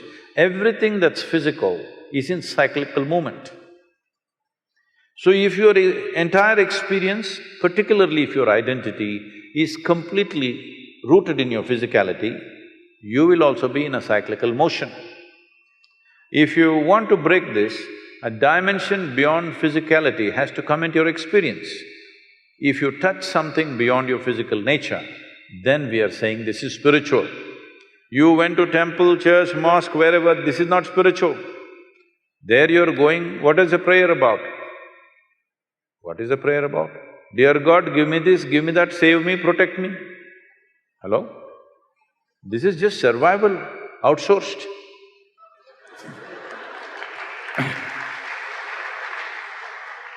So if you want to break the cycle, then you have to touch a dimension which is not physical in nature. Once you touch something that is not physical in nature, there is no cyclical movement, because you have become free from all the memory bank that you have. So whether you have chemical issues within you, whether you have pathological issues, genetic issues, you can break away from that. Maybe certain people will need more striving, certain people will come out more easily, that is always there. But for everybody there is a way. So when I say all your ailments, if they are infections, they're different. They come from outside, it's an invasion, you have to deal with it. But rest of the things are manufactured within you, this is your cause. Fundamentally, you have to see, my physical health, my mental health is my responsibility, 100%. If you see this, then methods are available to come out. We have all the compassion, because I want you to understand, if you have a physical ailment, you will get compassion from everybody. If you have a mental ailment, you will get ridicule from everybody. So particularly people who are suffering any kind of mental ailments, depression, anxiety, whatever, they need double the compassion that physical ailments need. But normally in societies, they get ridicule because it is very difficult. It's very difficult to decide whether this person is really sick or making it up, or they're acting it up to get something out of me, or what it is you can't make out. One time it looks real, another time it looks like it's made up. So, unfortunately, both for the one who is suffering and those who live around them, It is a constant struggle. But the most fundamental thing is, whoever you are, whatever condition you are, first and foremost thing to understand is, physical and mental health is my responsibility. It can go out of hand, it's always there. Whatever you do, we may die, whatever we do, we may become sick, that's a different matter. But it is our responsibility. If you see this, there is a way to touch the very source of creation which is throbbing within you. When the source of creation, which made this entire complex body out of avkai and chintatokku, when it can do this, it can also do some repair job, isn't it? Hello? One who manufactures the whole thing, can't he do some repair job? You have lost access to it. You think for everything there's a solution outside. Yes, when we need help, we will take help. When things have gone out of control, we seek help from outside. But fundamental thing is to take responsibility. Today, genetic sciences, neurosciences and also psychiatrists are beginning to speak that whatever the condition, it is possible to alter this from within. Only thing is how. There are many ways for how. Yoga is a technology.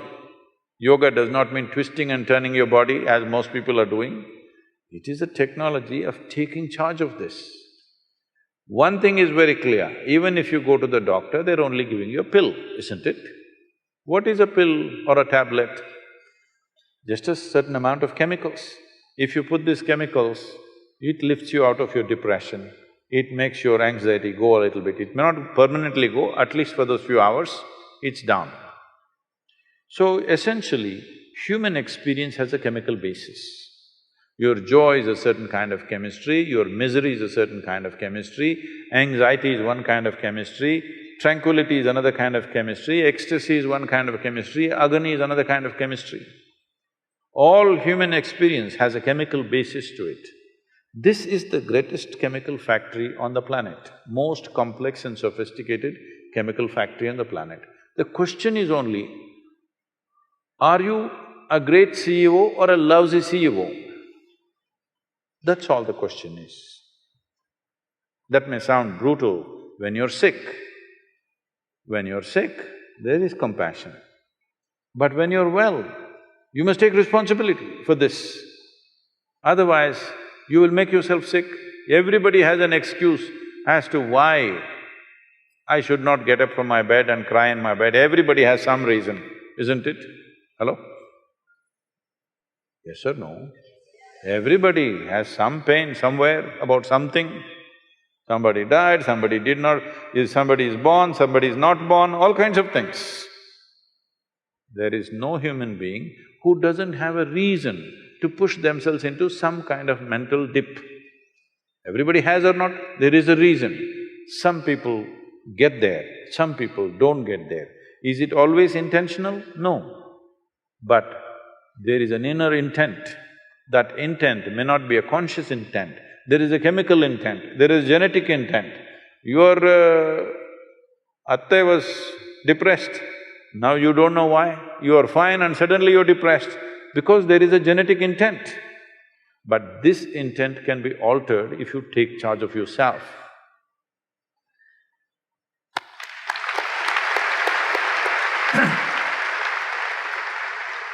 You would have heard about this word, deja vu. మీ అందరికి కూడా అనిపించుంటుంది కదా, అప్పుడప్పుడు ఏదో చూస్తాం, ఇది ఇంతకుముందు కూడా అయ్యిందే, ఇలాగే జరిగిందే అని అనిపిస్తుంది. సో ఐ ఆల్వేస్ స్ట్రాంగ్లీ… సినిమాలో అలా జరుగుతుందా? అదే సీన్ చూపిస్తారా? అది it's called some loop effect. There are some 4 or 5 films made which keeps repeating itself. But in life I felt strongly few times, I know it's not possible, but I saw something and I thought, exactly ఇదే ఇలాగే ఇంతకుముందు జరిగింది. అది ఎందుకంటారు? What you think is that? Bad direction అండి, అదే scene వస్తుంది. ఎవరు డైరెక్టర్? దేవుడా?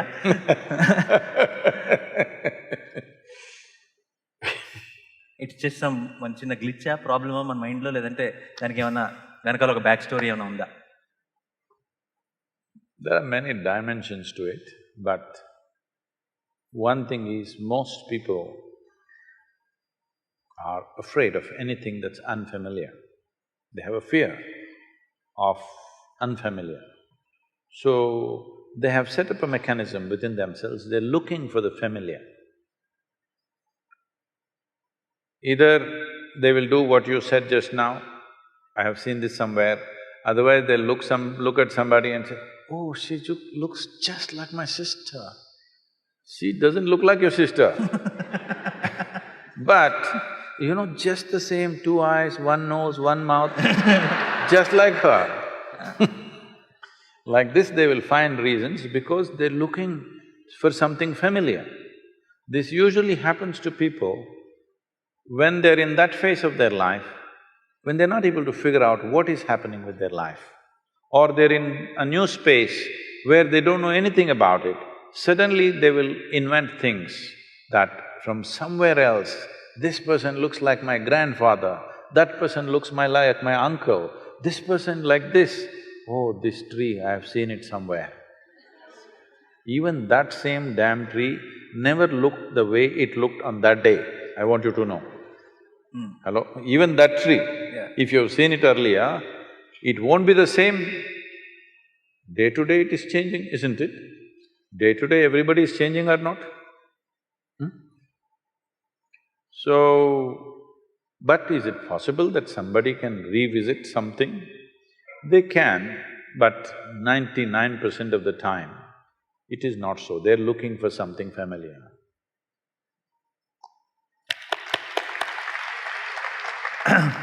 ఇది ఓకే ఓకే సో ఆడియన్స్ ఎవరైనా ఏమైనా క్వశ్చన్స్ అడగాలనుకుంటే నాకు చాలా క్వశ్చన్లు ఉన్నాయి కానీ మీకు ఇచ్చేస్తే ఛాన్స్. సో ఈ సెలెక్షన్ ప్రాసెస్ ఎలా జరుగుతుంది? నేను ఎవరికి ఇవ్వాలి mic? Okay. So namaskar, I'm Sadhguru. So I'm not sure if you have heard of the TV series called Sacred Games. It's very famous or unfamous. It is a lot of sexual and violence content in it. So what do you think art and entertainment should be given that much space, or it is disturbing to know that TV series like these are very famous and popular in today's generation?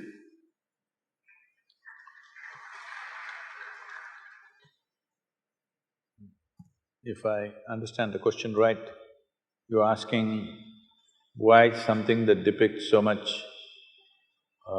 violence and sexuality, why is it popular or why should we allow it to happen? Is that the question? Yeah, or it should be allowed in art, as in it's okay to be there.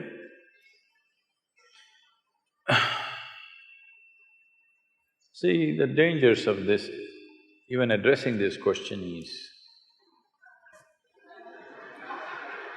now, if you address this question, immediately some people think their own ideas of what's right and wrong can be imposed on other people, which will not work. In a free society, it will not work. At the same time, is violence, extreme violence in movies and very gross ways of…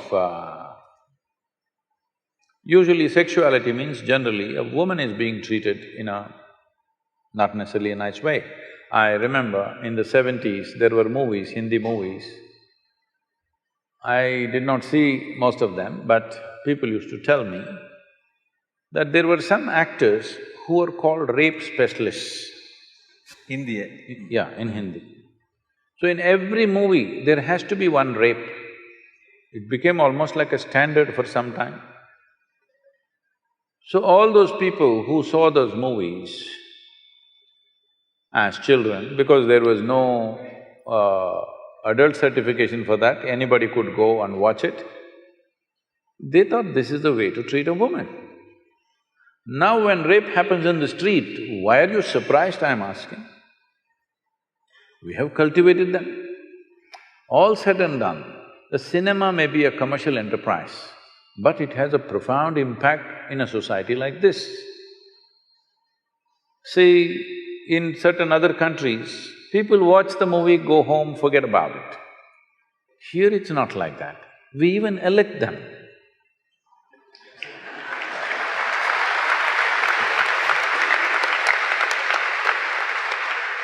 Because a cinema is not a cinema.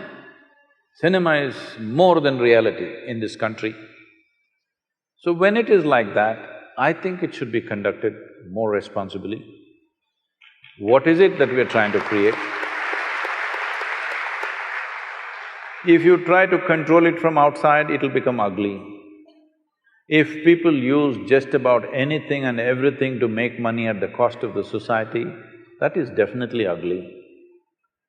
So, I don't know what this television serial is because I never get the time to look at that place. Whatever it is, I don't know in what context. See, there is violence in the society, you don't have to hide it, you can show it. There is sexuality in the society, you don't have to hide it, you can show it. But are you glorifying it or are you showing it in a way that people say, this is not the way? You showed a rape because it's happened. When people see it, they must say, this is not the way. If they think, wow, this is the way, then what kind of society are you creating?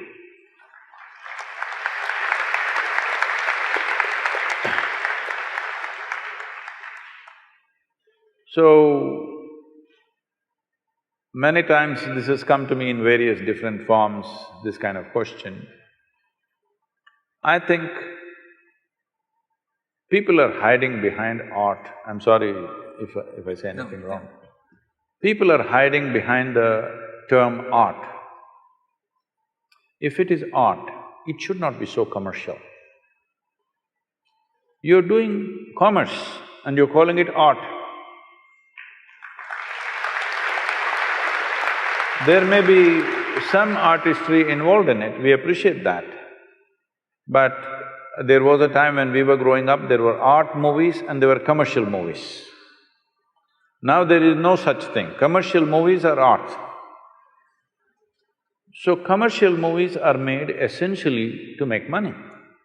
Somebody is investing to make money, nothing wrong with commerce, because nothing wrong with commerce, nation's commerce has to develop in all levels. So entertainment is also commerce, it's fine. If it is commerce, then it must be controlled, there must be proper… For every commerce, there is a certain amount of control, isn't it, in a society? In this society, though today everybody, at least a big percentage of population is drinking, still we are holding on to it that you cannot advertise alcohol. They will show an alcohol bottle and say CDs and music. Yes or no? Sparkle water. Sparkling water. That is okay, but CD and music, how does it come, I don't know. Anyway, I'm saying when we see it is going to influence the society in a big way, there are controls. So, if something is going to impact the society, there must be some sort of control. It is best the self-control is self-imposed rather than a government agency imposing it, because then it'll become something else very ugly, it'll become somebody who doesn't know anything about it. It is not about deciding what people should see and should not see. It is about where do we want to drive the society. Right now, more than… I don't know about this television serial, I'm continuously speaking about all the… what are these… video games. A 5-year-old child enjoys shooting people. That's the only thing he plays. He enjoys shooting people on the screen. It's quite good because it doesn't spill blood anywhere, it's okay. There it spills, but it's okay. Now when he becomes 18, doesn't he want to get a little real? Hello? In United States, the school shootings are happening. People think it's an American phenomena. No, no, no. If there were guns in Indian homes, it will happen. Hello? You think it won't happen? In America, in every home, there is more than one weapon, all right? In almost every home, there is more than one weapon, minimum. There is at least a shotgun and a handgun, for sure. We have toy guns. Not that, Kids, I'm saying yeah. real firearms. Yeah. So there is excess, so it is only happening in America. But if there were weapons in Indian homes, even here kids would be shooting each other, for sure. When emotions fire up, you want to shoot, isn't it? So from the age of 4, 5, if you're practicing how to shoot people, when you become 16, 17, 18, don't you want to get real? Don't you want to see some real blood? I don't see what's wrong. If you are cultivating your children to do this on the screen continuously, what is the problem for you if he gets real? Or if his friend gets real and he shoots your child, what is the problem, I'm asking? Because you must understand, certain actions have certain consequences. This must be handled responsibly by people who are creating those things. If you bring laws for everything, then society becomes ugly. Government cannot manage these things, people should manage these things. So if somebody makes such a thing, people should not go and watch it. But no, they all want to go and see. So somewhere they enjoy it, isn't it? Today you see any of the Hollywood movies, it's not like before. Before also they were shooting, but now it comes, the bullet enters and the brains splash and there is a rerun. Again it comes in slow motion and splashes all over the place. People are enjoying it. Once you enjoy these things, then violence is inevitable on the street. It's just a question of graduation, isn't it? So, what kind of society we want to create? All those people who influence the society in a big way, whether artists, politicians, media people, spiritual leaders, religious leaders, whoever has influence over people, they must look into themselves and see what is the consequence of our actions. This much responsibility must come.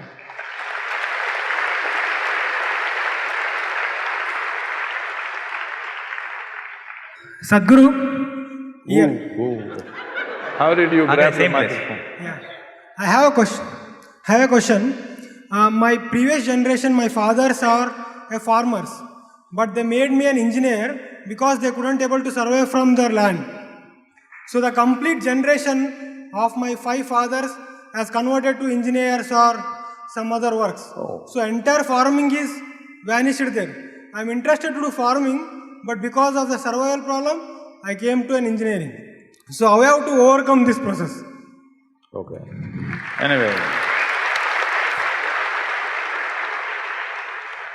we would like to have a well-studied engineer, not an engineer who's converted. I don't know what that means. How do you get converted to engineering? Anyway, I understand what you're saying. See, this is a major tragedy unfolding in the country. Out of 160 million hectares of arable land in this country, 104 million hectares of land, the soil is right now labeled as distressed. That means nearly 60% of our soil is moving towards becoming uncultivable in a matter of anywhere between 15 to 40 years' time. In 40 years' time, the fertile lands that you have seen will turn into uncultivable land, maximum 40 years' time, anywhere between now to then. How does this happen? If you want the soil to be rich, before we go into that, I want you to first understand, what is sitting here as you and me is just the soil that you walk upon, it's just a piece of the planet. If the soil is weak, the food becomes weak. The food is weak, our very genetics become weak. There's substantial studies about this. So why has the soil become weak? Why such a phenomena is happening in this country? The only way you can put back organic content into the soil is by the leaves of the trees and the animal waste. Trees are gone long time ago, just to tell you to what extent. In the Ganga basin, which accounts for 25% of India's geography and 33% of India's agriculture, we have removed 92% of green cover in the last 50 years. 92%. What is our plan for this land? In Kaveri basin, which is some 83,000 square kilometers, right now we're running a campaign called Kaveri Calling. All of you must be a part of it one way or the other. In Kaveri, in the last 50 years, we have removed 87% of the green cover. So no leaves, no trees, no leaves. Animals are all traveling abroad. How will you enrich the soil? The food that you're eating is just the soil. You ate it up. What did you put back? Nothing. By throwing chemicals, you think it'll happen? Pretentious agriculture is happening. If we don't change this, whatever other aspirations we have, everything will fail. Doesn't matter what business, industry, what you develop, we'll have serious issues. People think water is the issue, water is not the issue, soil is the issue. If soil is rich, there will be enough water. The reason why agriculture is suffering is, this is one aspect. The other reason is, why at the time of independence, over 92% of Indian population was in agriculture. If you look back and see, 250 years ago, we were the largest economy on the planet. We were the biggest exporters, 33% of the world's export came from India 250 years ago. So what were we exporting? Were we exporting rice? No.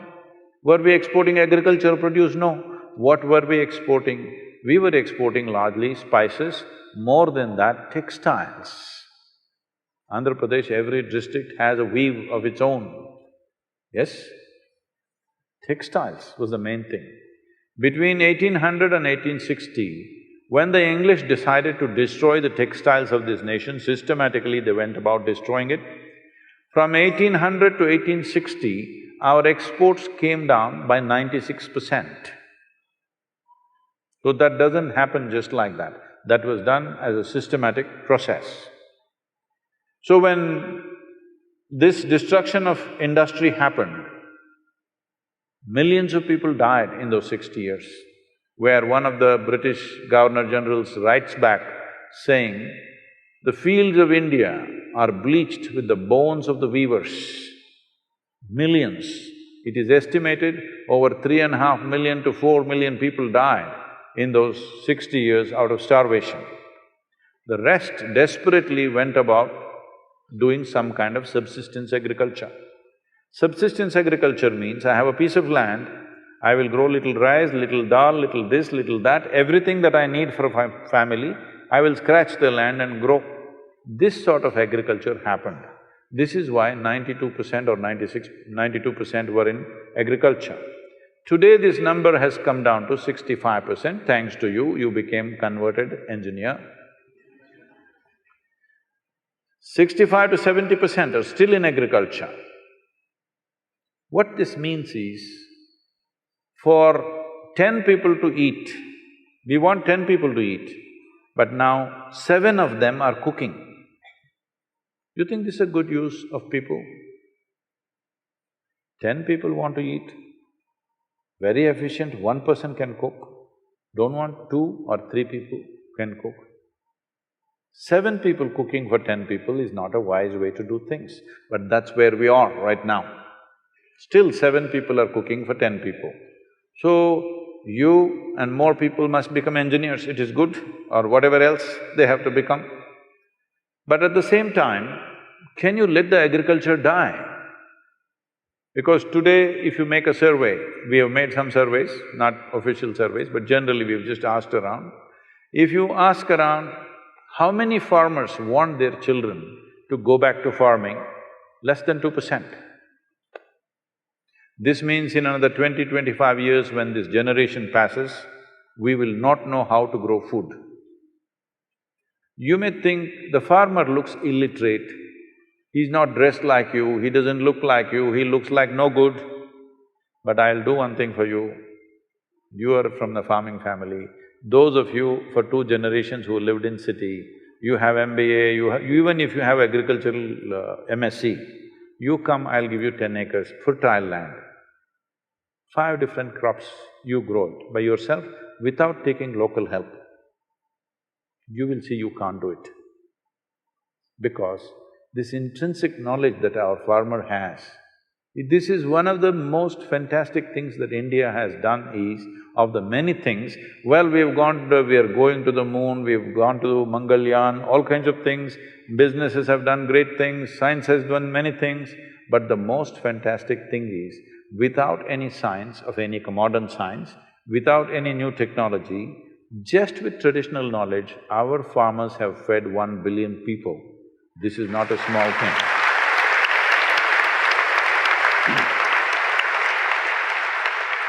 So this transition from farming to other things should not happen out of desperation, should happen as a good plan to do.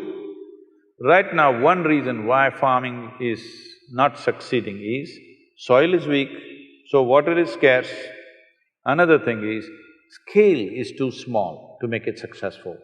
The average land holding is 1 hectare, that means 2¼ acres per family is what we have. At this level of holding, whatever you do is going to be waste. Everybody is under loan, okay? Some 78% of Tamil Nadu's farmers are under debt. Because, I'll just tell you an example. A young farmer in our region, it's very fertile region. He has 3.5 acres. So I meet him and ask him, what are you doing for your water? What's your water source? He says he's put 9 bore wells. In 3.5 acres, he's put 9 bore wells. Because there are bore well companies which will come and promise, if you put it here, more water will come, if you put it there, more water will come. Everybody is hitting bore wells and bore wells. In 3.5 acres, maybe there is 1 or 2 sources or maybe there is no source of water. Because the scale is so small, everybody is putting a fence, everybody has a bore well, everybody has an electric connection. This is not going to work. We need the scale, otherwise it'll not work. Does it mean to say we have to take their land? No, for this we have worked out a system. I don't want to go into all the details in this, but this is what Rally for Rivers was about, how to integrate irrigation and marketing for the farmer so that his life can change. Now, one more big thing is, see, India, the latitudinal spread that you have from Kanyakumari to Himalayas, 12 months of the year you can crop. There are very few nations where you can grow crops 12 months of the year. From Kanyakumari to Himalayas, you can grow literally almost anything you want in the world. If we handle this land right, we can provide food for the entire world. It's possible to do that. And this is the only nation where 65 to 70% of the population knows how to do this magic of transforming mud into food. It is not a small thing. We could use that knowledge, we could use that capability, or we could make them destitute and come to cities and live in slums without any dignity, without any life to live, without any productivity, getting into crime. You become an engineer, I'm glad. Many farmers' children join crime or other kinds of things because they have no other option. So this needs to be addressed. So one of the things is, we have converted literally over 69,670 farmers in Tamil Nadu from regular farming to what is called as agroforestry, their incomes have gone up 5 to 10 times in a matter of 8 to 10 years. This is what we are calling as the Kaveri calling for the Kaveri belt… basin area, because if you do this, we want to convert 1/3 of the Kaveri basin into agroforestry. If you do this, the 46% depletion that's happened in the river waters will come back. River will flow once again, farmers will be rich and well-to-do, all this debt that is there in the banks will not happen because farmer will be rich by his own resource. This has to be done in a planned way, we must execute this. Otherwise, this nation is sitting on too many problems and too many possibilities also. But to convert problems into possibilities, every citizen has to stand up and do what needs to be done.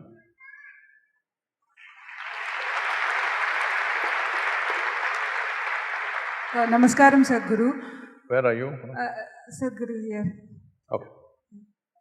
When a movie is made, the idea and the story is… The question is for him. No, Sadhguru, it's to you.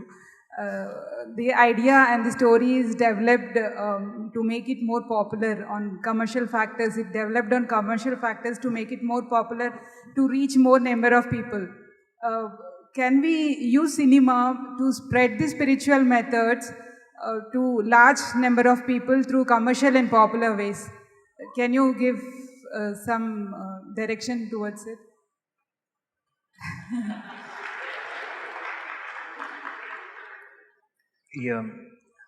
దీని మీద cinema తెచ్చా అంటున్నారా ఇలాంటి? To spread the spiritual methods, yes. Yeah. I mean, how do we use cinema to take the spiritual methods more to the… make it more popular? తీయచ్చండి, బ్రహ్మాండం తీయచ్చు, but set expectation ఉండకూడదు. ఈ వీకెండ్కి ఎంత కలెక్ట్ చేయాలి అలాంటివన్నీ పెట్టుకోకూడదు. బ్రహ్మాండం తీయచ్చు, బట్ తర్వాత కలెక్షన్స్ మాట్లాడుకోకూడదు అంతే. తీయచ్చు సినిమా అంటున్నాను, బట్ అది దాని రీచ్ ఏంటి, లేదంటే కొంచెం పేషెన్స్ ఉండాలి, నిజంగా జనంలోకి వెళ్ళాలి, అందరూ రావాలంటే. బట్ సినిమా అంటే ఒక కథలాగా చెప్పాలనుకుంటున్నారా? అది చేయొచ్చు, కానీ నేను చాలా చాలా మంచి విషయాలు అప్పుడప్పుడు దూరుస్తుంటాం సినిమాల్లోకి, కొన్నిసార్లు కుదరదు. Sadhguru, can you give some direction on this? మీరే ఇవ్వాలి. He is the director, he is the actor. Okay, anyway. See, cinema means you're thinking in terms of the big screen. Well, it's not that it's not a possibility. The question is, who will go and watch it? It has to be commercially successful. Commercial success means people watched it, all right? This happened. This is about 10 years ago maybe now. I was in United States and I was talking to somebody who's some kind of an expert on internet affairs. So, I never get to go on the net and browse this and that. I never have the time to do those things. So I asked him, what are people looking for? Everybody is looking at their screen, what are they looking for? Very casually, very casually, as a matter of fact, he said, Sadhguru, about 70% of the data is pornography. I said, what? He said, yes. I said, I don't want to believe this kind of nonsense. 70%, is it pornography? It's not possible. Then I checked with a few other people, they all say, yeah, it's around that much, maybe 65, 70, something. And what else are they using this for? There are many other things, drug sales, arms sales, all kinds. More than anything, what really kind of brought disgust to me was 1.6 million children below 15 years of age are sold on the internet every year. When we sell our children, as human beings, we've hit the bottom. There's no further down to go. Huh? When we start selling our children to be used in all kinds of slavery, this means we've hit the very bottom, there's no further place to go, isn't it? That is when I decided, then let me get on the net. So in the last 10 years, we've run a campaign that many of you in the upper regions might have suffered this. Even if you're watching pornography, in between, Sadhguru appears, inner engineering.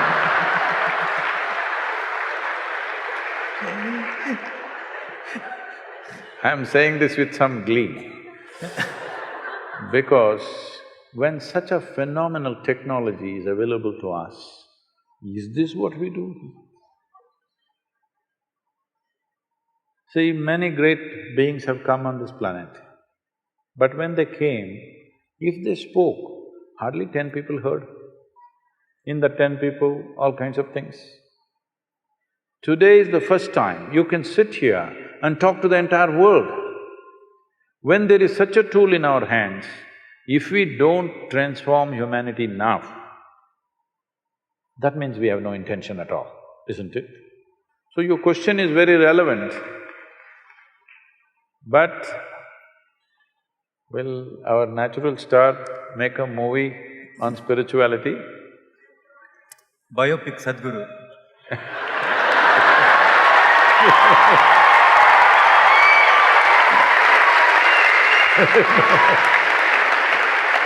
Last సినిమాలో ఉన్న ఆఖరి షాట్లో ఆయన guest appearance అలా pass అవుతారు frame, ఓకేనా? So, it definitely, every medium that we have, not necessarily a spiritual process, every medium that we have of communication must be used to transform human beings, because that's the only problem that you have on this planet, human beings. There is no other problem. Hello? Yes or no? That's the only problem. So when there is such a powerful means of communication today, technology is available to touch every human being in whichever part of the world he or she is living. When this possibility is there, this is the time to transform humanity.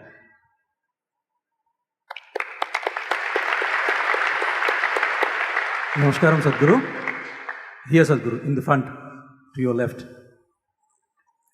Namaskaram. Sadhguru, I would like to know how realized beings, only some of them become gods and others don't. Is there any science behind it, or do they come with any predetermined… No, they just life? have to die.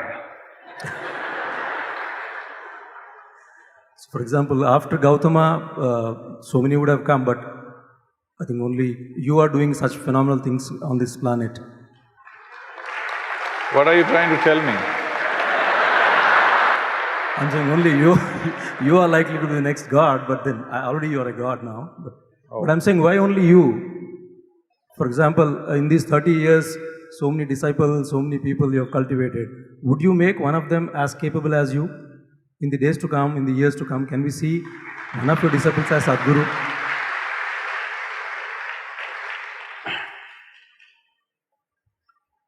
Oh.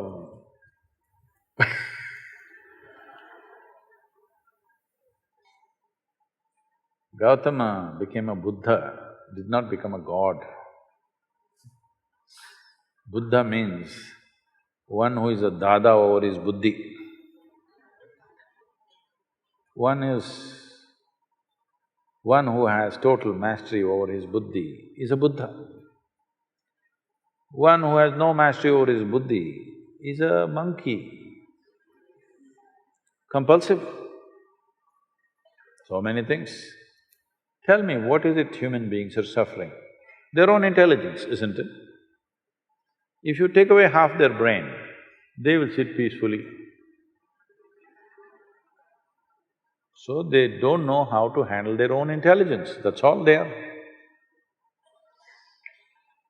So in this, where does God come from? You must understand, this is a godless culture. Please listen to me carefully. This is a godless culture. There is no the God in this culture ever. This is a culture where we always told you, your life is your karma. Did we or not? Huh? What does it mean? Karma means action. When you say, my life is my karma, It means you are saying, my life is my making, whether I'm making it unconsciously or consciously. This is not a culture to look up, this is a culture to look in. This is not a culture where you want to go and sit in God's lap. Here, this is a culture which does not value God more than freedom, because mukti was our highest goal, moksha was our highest goal, not God, isn't it? Now, imported ideas you've got, see, they all know what is God, what is heaven, the geography of heaven, they know the entire details. In this culture, we still don't know who we are. We are asking, who am I? This is the most profound question. The best thing about being a Hindu is, you're confused. Yes, it's very good. Because this is a geographical identity. This is not a religious identity which builds you confidence. I know this, God is with me. There's no such thing here. You don't even know who you are. So you're a natural seeker. Once you don't know, once you realize you do not know, we can try an experiment with you. Suppose I ask you to walk from there to there now. You will walk very self-conscious, how others are looking at you, this, that. Walk like this. Suppose we turn off the lights and make it pitch dark. Now I ask you to walk from there to there. You will become super alert, isn't it? Hello? The moment you don't know what is the next step, do you become super alert or no?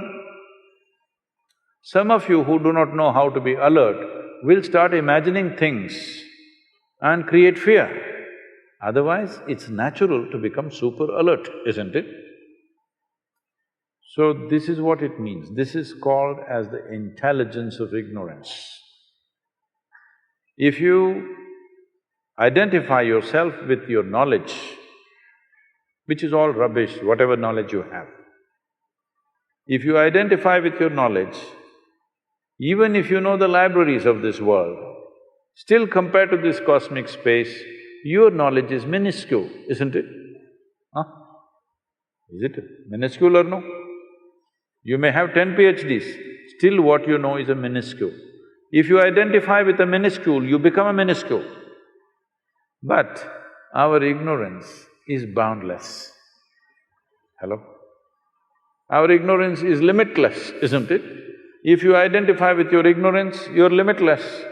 Once you identify with your ignorance, your intelligence will never sleep.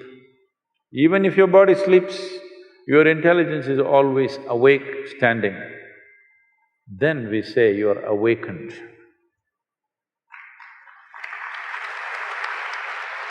So, in this culture, because it's a godless culture, when we find a human being who is accomplished in a way that you cannot believe a human being can do these things, then we say he's a deva or he's a deity. So, we say somebody is awakened because he is able to see and do things that you are not able to do. You naturally look up to him. So we make him like a deity. The word God comes from outside. We don't have a word for God, please see this. We call it a murti, we call it a yantra, we call it by different names. It's very appropriate. In this culture, people are referring to Tendulkar as cricketing God. It's not wrong. When we find somebody is accomplishing something that seems above what is human capability, what we think is human capability, then we look up to him as an accomplished being.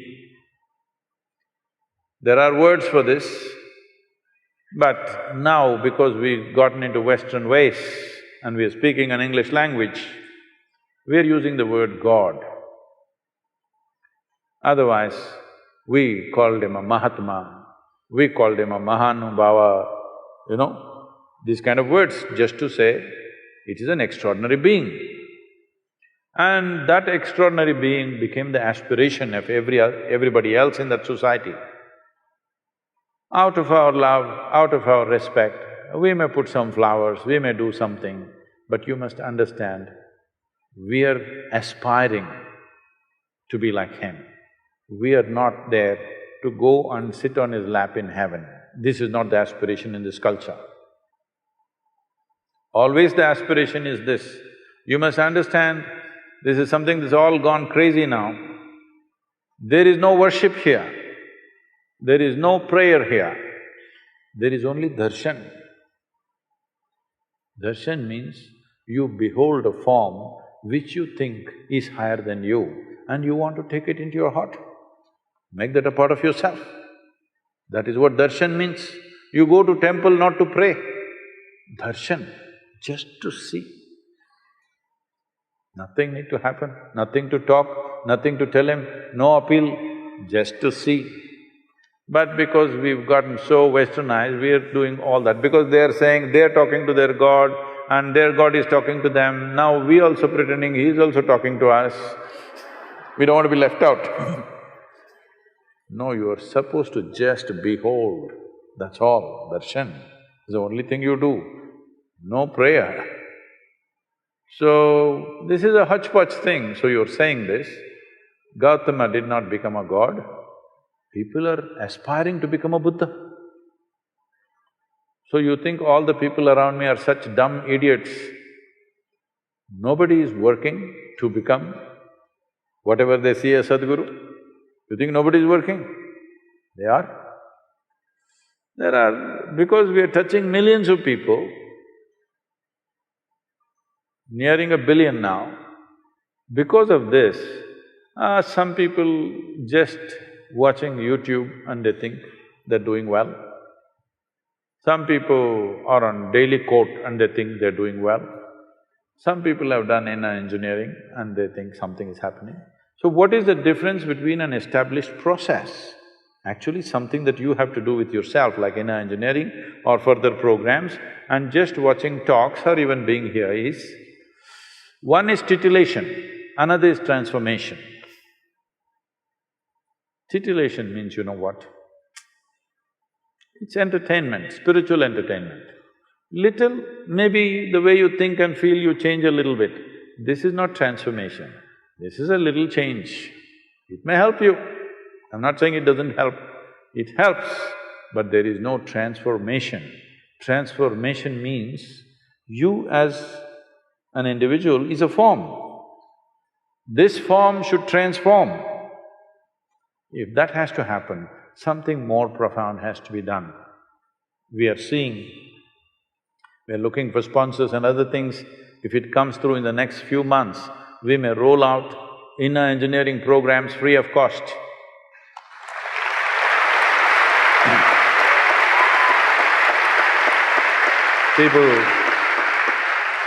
People are telling me, Sadhguru, you will have to file for bankruptcy.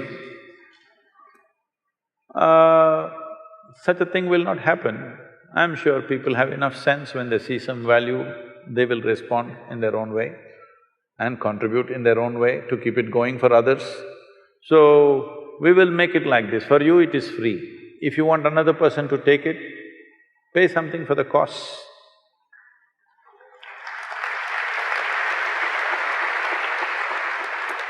One last question. Namaskaram, Sadhguru. So we have an Indian tradition of like going to priest for a baby's name. So, and also when people start believing in some other religion, they change their name. So I have this question that has a person's name, like does a person's name have an influence on what he becomes?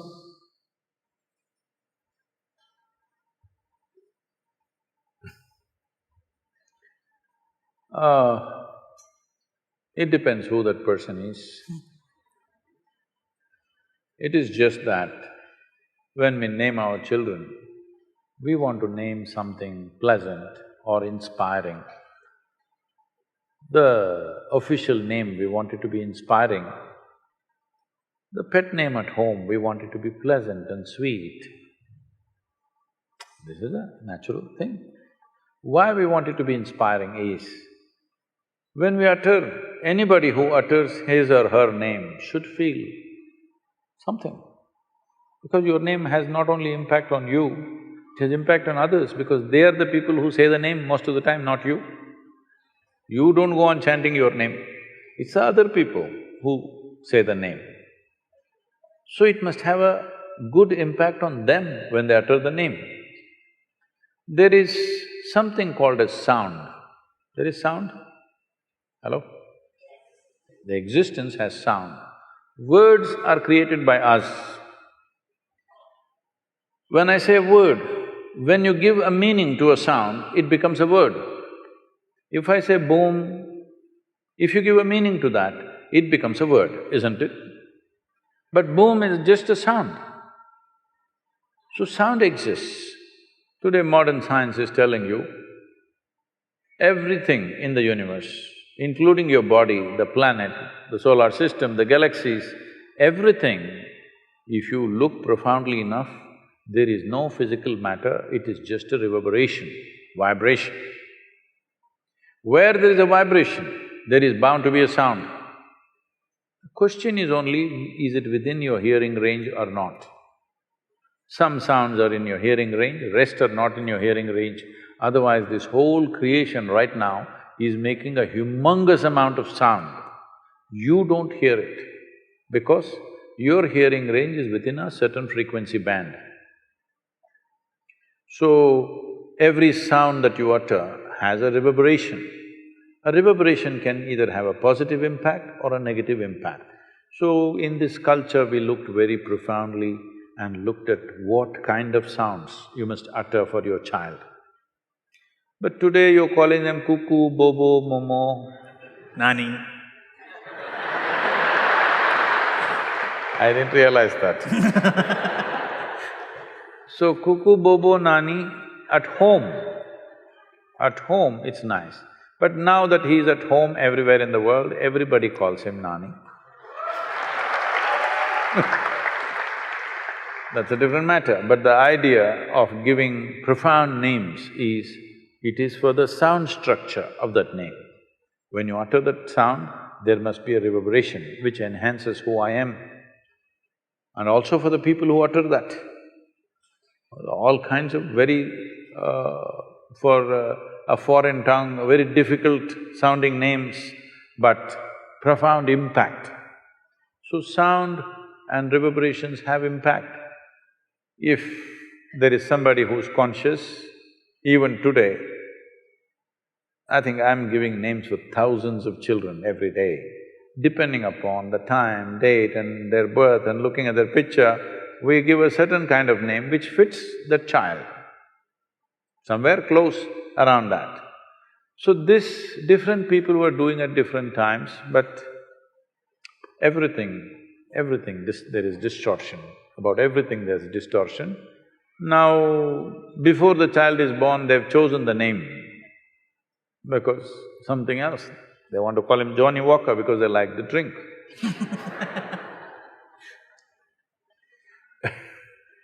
So, times are changing, but the existence has not changed. Only the social times are changing. Existentially, nothing has changed. Reverberations are reverberations. What has impact on you has impact on you. Positive impact, negative impact is there in the world. Is it a deciding factor? No. You can have any kind of name and still live well. But we are trying to use every kind of support that we have, why not? Every little support becomes valuable when difficult times come, isn't it? If your name is Shiva, every day we have to utter the name Shiva, Shiva, Shiva. Even if we are not thinking of that one, just looking at you, we are saying Shiva. Even our dogs were named like this. Only today, because of the English people, lot of people think in every family I see, it's just crazy. They have all Indian names, but the dogs have always foreign names. This is because This whole having a dog as a pet came from the English people because they were feeling lonely away from their homes. They loved their dog, cuckoo, bobo, momo, momo, all that. We had dogs, cows, animals in the house. I have one, Guruji. His name is Subramanyam. It's a beagle, Subbu. I did a film called Everyday Subramanyam, so we named him Subramanyam. Subramanyam is a good name for him. So we named everything like that because we have to utter it every day. One way or the other, we somehow utter sounds which are beneficial to us. Thank you very much.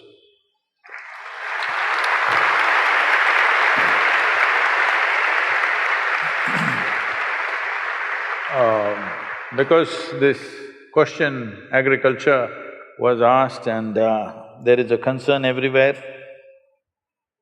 Chennai has gone dry. Next they're saying Bangalore will go dry, Hyderabad is standing in the queue. I want all of you who are here today, if you're a concerned citizen of this country, in some way please participate in Kaveri Calling. We will give out a call how to participate.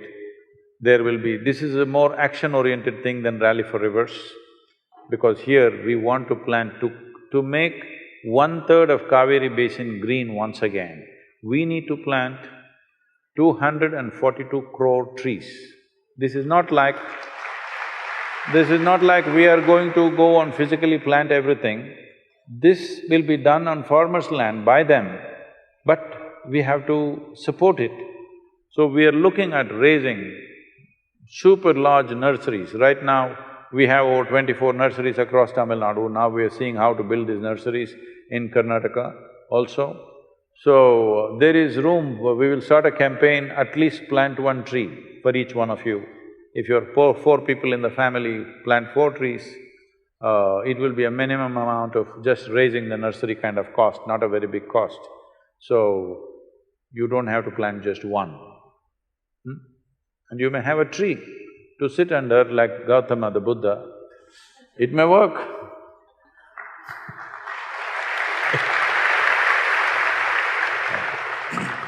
Thank you very much. Concluding… If you want to say something, please. Yeah, I just wanted to say, I just told few of my friends that I'm going to meet Sadhguru. So I thought they will tell me to take blessings or, they'll tell me questions what to ask. But you know what they said? They said, give him a hug, man, they said. You are cool, sir. This is a trick. No. It's a trick. No, it is not a trick.